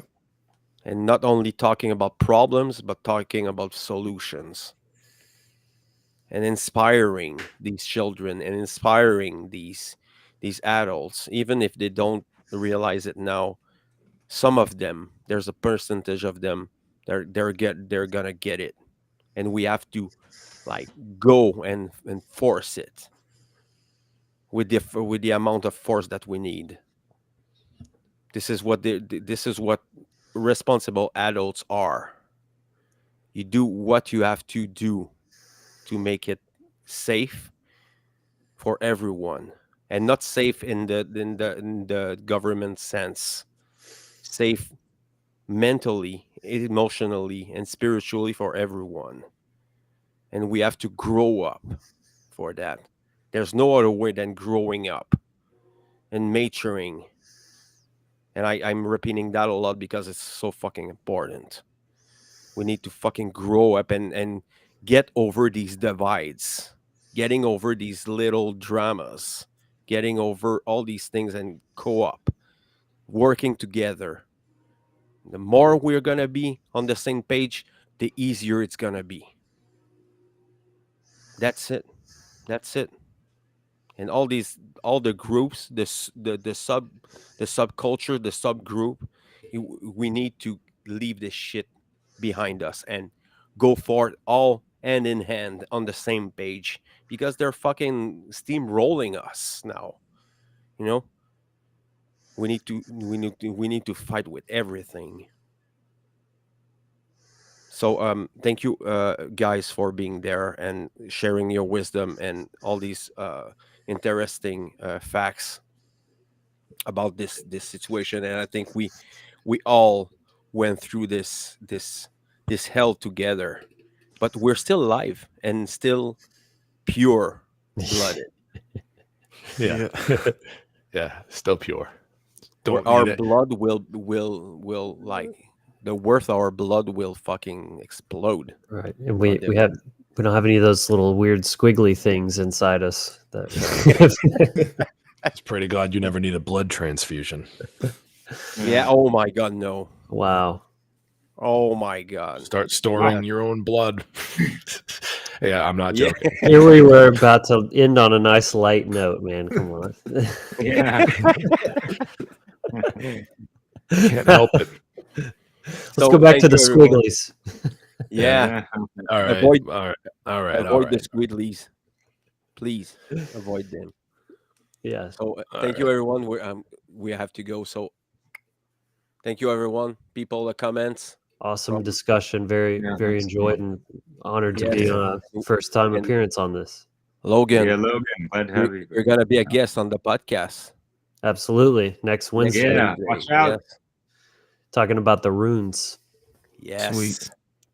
And My life is in please, runes. people, just quickly remember people where they can get your work, because there's a lot of new people now. So just quickly go through. Sure. The Wizard Factory on all the major platforms. Again, check out my link tree for all of those. My platform is pretty eclectic, covering the pagan mindset, animism, obviously occultism, runes, and of course, natural law, freedom, and personal empowerment. Awesome. Brendan. Yeah, you can catch me on Odyssey, BitChute, the One Great Work Network. I don't recommend checking out my YouTube channel. I highly don't recommend it. Don't you do it. Derek, your page. Oh, hey there. Yeah, Awakening Mind is something that I use as my moniker for the DJ. Good old truth-infused tapestries of some shit that you won't hear anywhere else. And that's not to brag. Like, I don't really see anyone else doing what I've done, but big fucking deal. Like, no bragging or resting on my laurels either. But yeah, sticking to objective morals and broadcasting that in many ways. So yeah. Odysee, BitChute, even Mixcloud, Linktree, like Logan said. Look, I gotta send you that one, Fred. But yeah, cheers, thank you. James. Yeah, thanks for having me, Fred, again. My name is James Cordiner. My podcast is called A Hitchhiker's Guide to Truth. My website is called freeyourmindne.com. My show is just, on a temporary hiatus for the moment, working on a couple of other projects. You guys will all hear about that as soon as we're ready to go live with those. But yeah, I'm looking forward to the future, man. And I'm looking forward to being here for these roundtables. You guys will be able to catch me here, making my presence known. So yeah, like I say on my own show, I'll end it here with you guys with the same kind of motto. We're facing a lot of turbulence here in the world, and going forward, it's very important to remind yourself to do the right thing, no matter the cost. Thank you.